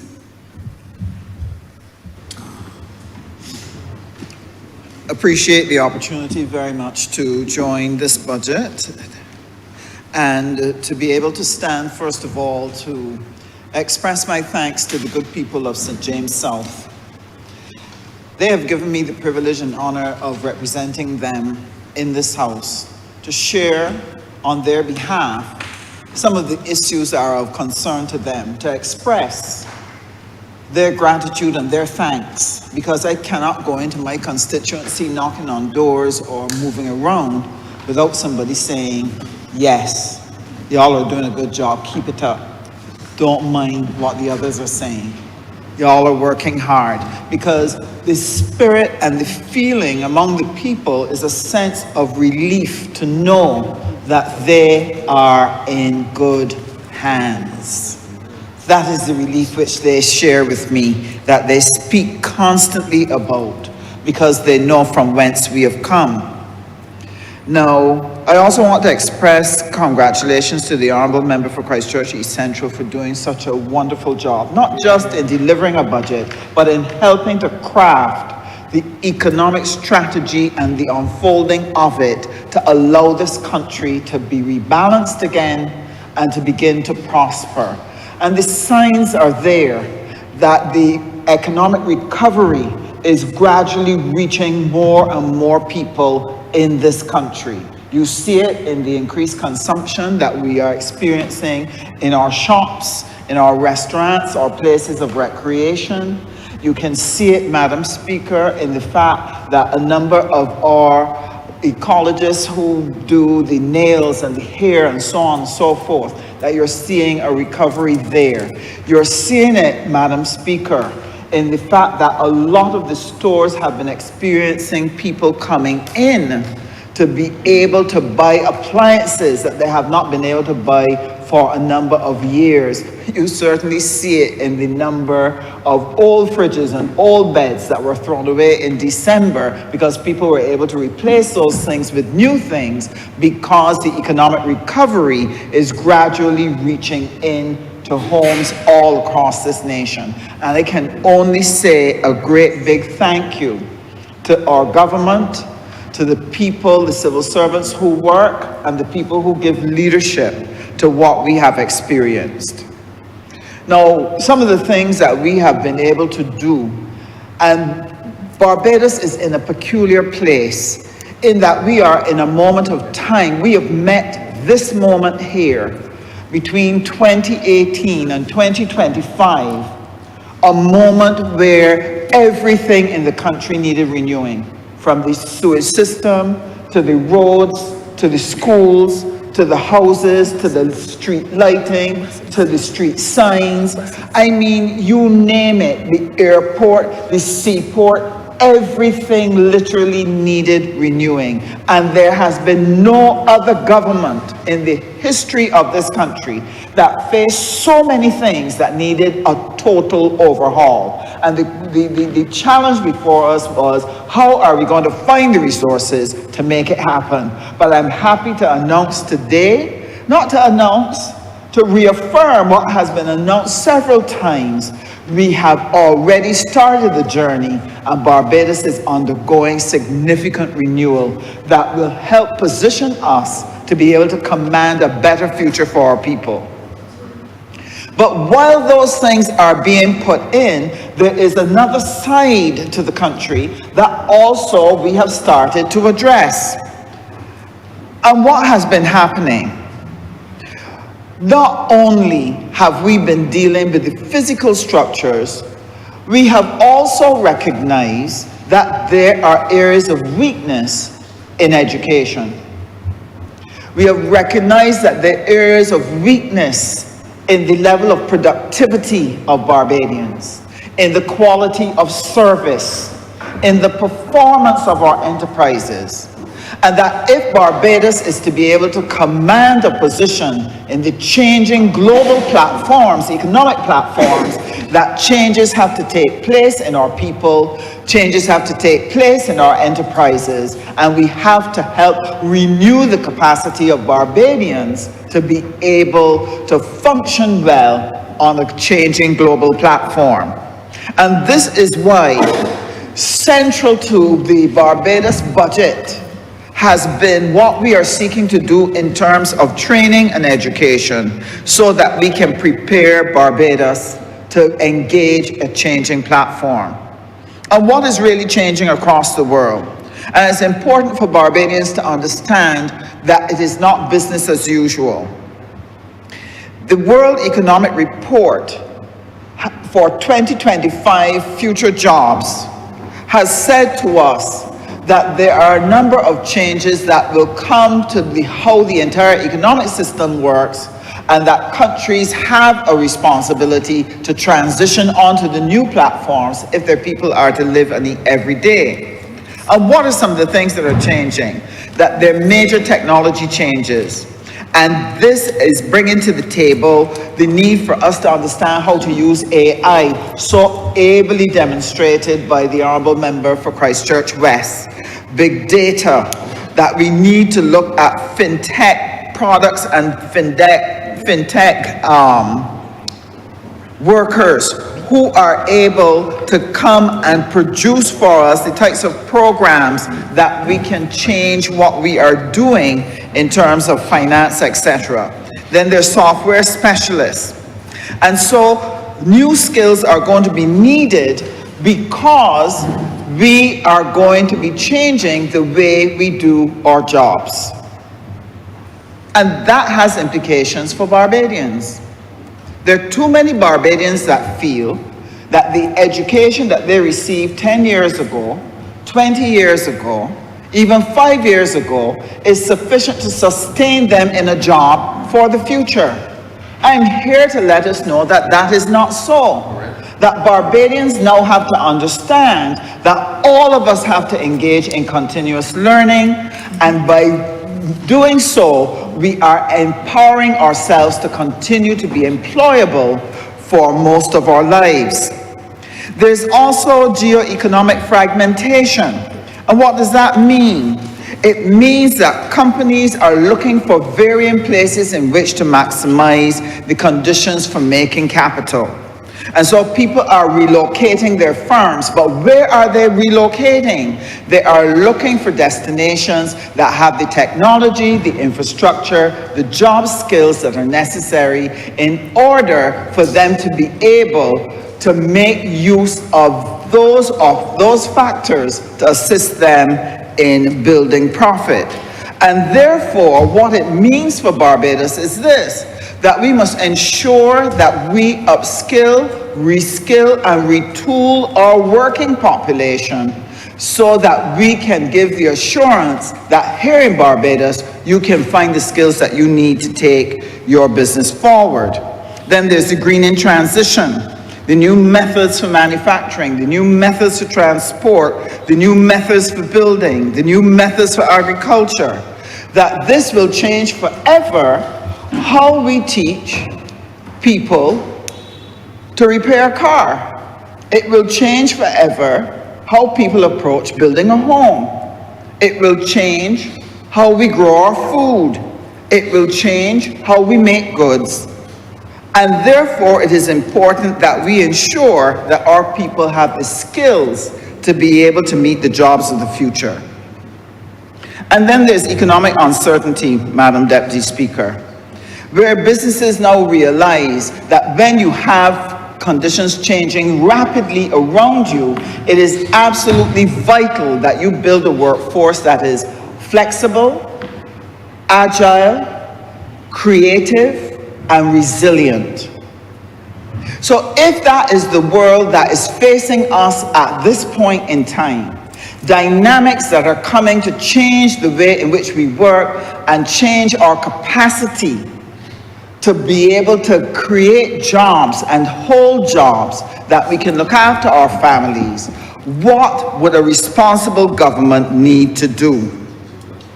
The World Economic Report, Future Jobs, tells us, in concluding on the information about the changing global events that will affect work, say to us that the demand will be there for 170 million new jobs. 170 new jobs. But at the same time that we have these new and emerging jobs, the report goes on to say that we are going to lose 98 million jobs.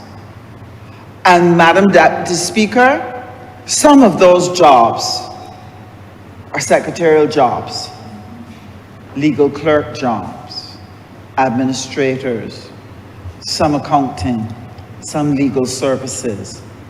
That there are a number of services that we are going to lose from out of the economic system because technology is going to quickly replace those, but it will at the same time demand new jobs. So what does a responsible government do in the face of that? You do not want to wake up one day and find that half of your working population are no longer employable. No Barbadian wants to wake up at age 50 and suddenly discover that they can no longer work with their company because they don't have the skills, or that the company has folded because it could not keep up with change and they still have 10 or 15 years of a mortgage to pay.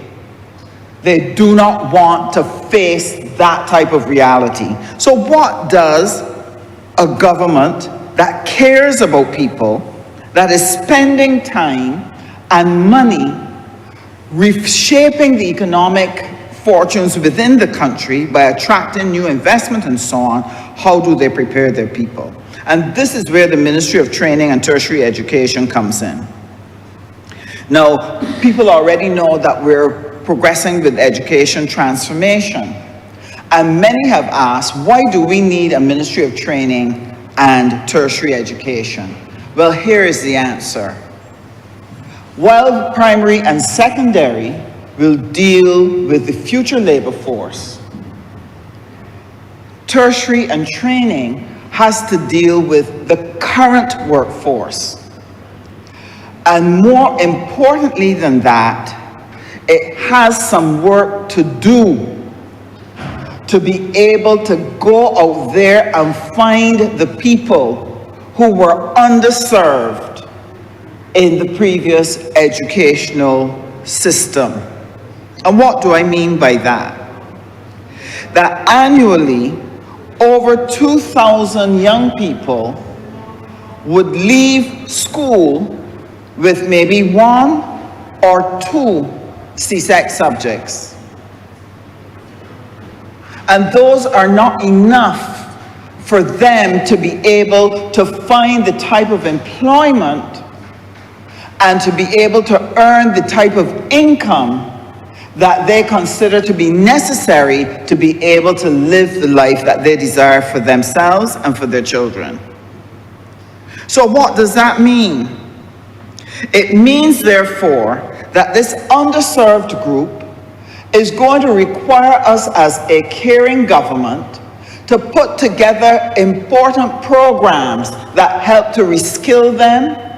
But before we can reskill them, we have to help develop an interest in retaking their subjects, helping them to want to improve their education, saying to them, we can help you with the challenges that made it difficult for you when you were at primary and secondary. We have a way in which we can help you improve your study skills that you can succeed in Barbados just like anybody else. And this is part of the mission for the Ministry of Training and Tertiary Education, to help a lot of our young people who are now sitting on blocks, sitting under trees, underemployed, frustrated, give them the opportunity to get back on the ladder, help to retrain them, that they can be absorbed into the workforce. Now, why is it that we have to do that in a hurry? I'll tell you why, Madam Deputy Speaker. We have found that the economy has been beginning to pick up. And in this Honourable Chamber, we would have been told, for example, that there's 6 hotels that are going to be built. And our understanding is that for the construction alone, 4,200 people will be needed. But at the end of the day, when those hotels are constructed, we are going to need close to 5,000 people to work in those hotels. Now, how are we going to make sure that we can equip our young people with the necessary skills to do that? At the moment, our tertiary institutions do not have enough capacity to be able to offer all of those students the opportunity to study the skills that will get them the jobs. Every year, BCC, BVTB, SJPI turn away 2,000 children, 2,000 students who apply for tertiary education. And therefore, one of the things that we have been working with at the Ministry of Education under the leadership of the Honourable Member for St. Philip West is how are we going to expand access at SJPI, at BCC, at BVTB, so that we can ensure that every single young person who wants to improve their tertiary skills and to be able to get involved in TechVoc training have that opportunity so that they can move from off of the block to good employment. And so those institutions have been working with the secondary school principals, organizing between themselves how we're going to use the existing school plant in order to ensure that people can come on evenings, on weekends, on vacation, in the vacation time to get the education which they need. And so this is the work that we have been doing in the tertiary space. Now, one of the things that I want to share with you is the elements that I believe are going to be important to us if we are going to build this society. It was mentioned already today, but I mention it again because it's very important for the members of St. James South. I have an aged constituency, thousands of people who are over the age of 50 and 60. And one of the things that would be very important to them, we haven't mentioned it a lot in the debate as yet, is that adjustment to the taxable income, their pensions. One of the things that they have complained bitterly about is the fact that they've worked for this money already, and yet they have to be paying tax on it. And so the response of our government to ensure that little by little we have been easing that demand on their pension so that they have more disposable income, that they can respond to the rising cost of living, is extremely welcome to the people of St. James South, that they now do not pay income tax on $50,000 a year of pension. And I want to express my gratitude for it. In addition, the Budgetary project is important to my communities because I have a number of people with diabetes, we have a number of people with problems with their feet, and because of the limited income, it is difficult for them to be able to afford to go to a podiatrist unless it is absolutely urgent. And therefore, that Budgetary project is going to be of great assistance to their health and allow them to live out a more normal life. But the one that is sweetest to me is that mortgage insurance program.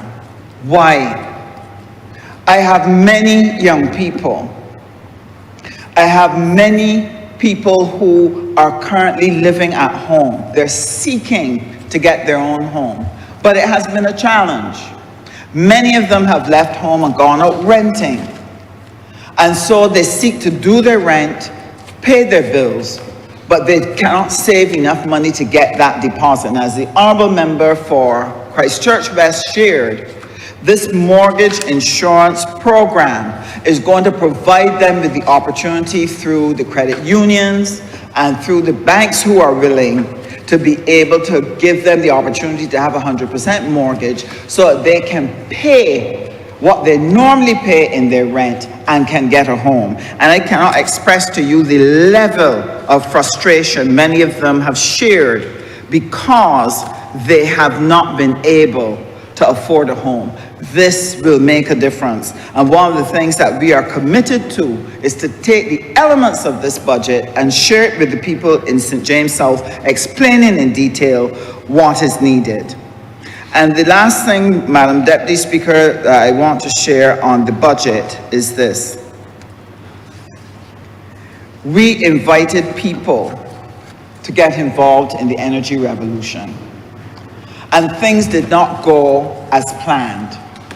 We butt up on 2 or 3 major obstacles that sought to prevent the ordinary Barbadian from being able to be a part of the energy revolution and become an asset holder in this country in the way that they wanted to.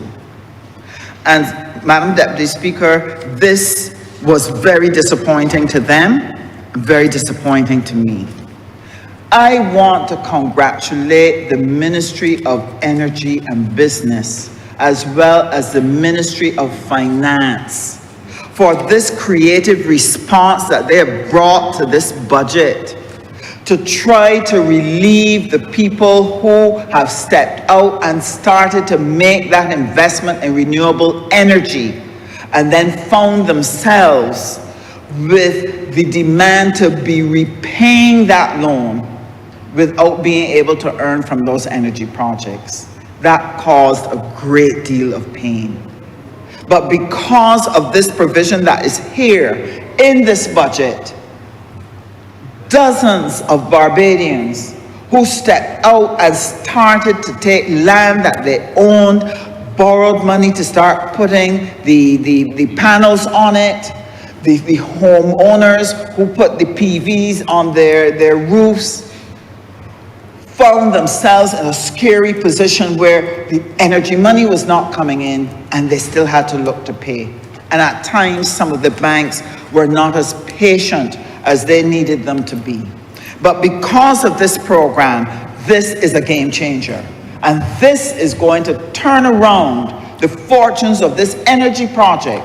And as we get access to batteries and battery storage, I am looking forward to the Barbadian public at large getting the opportunity to participate in this energy revolution and be able to be owners in this country and to be able to experience lower light bills because we have been able to come up with creative ways in order to make this energy revolution possible.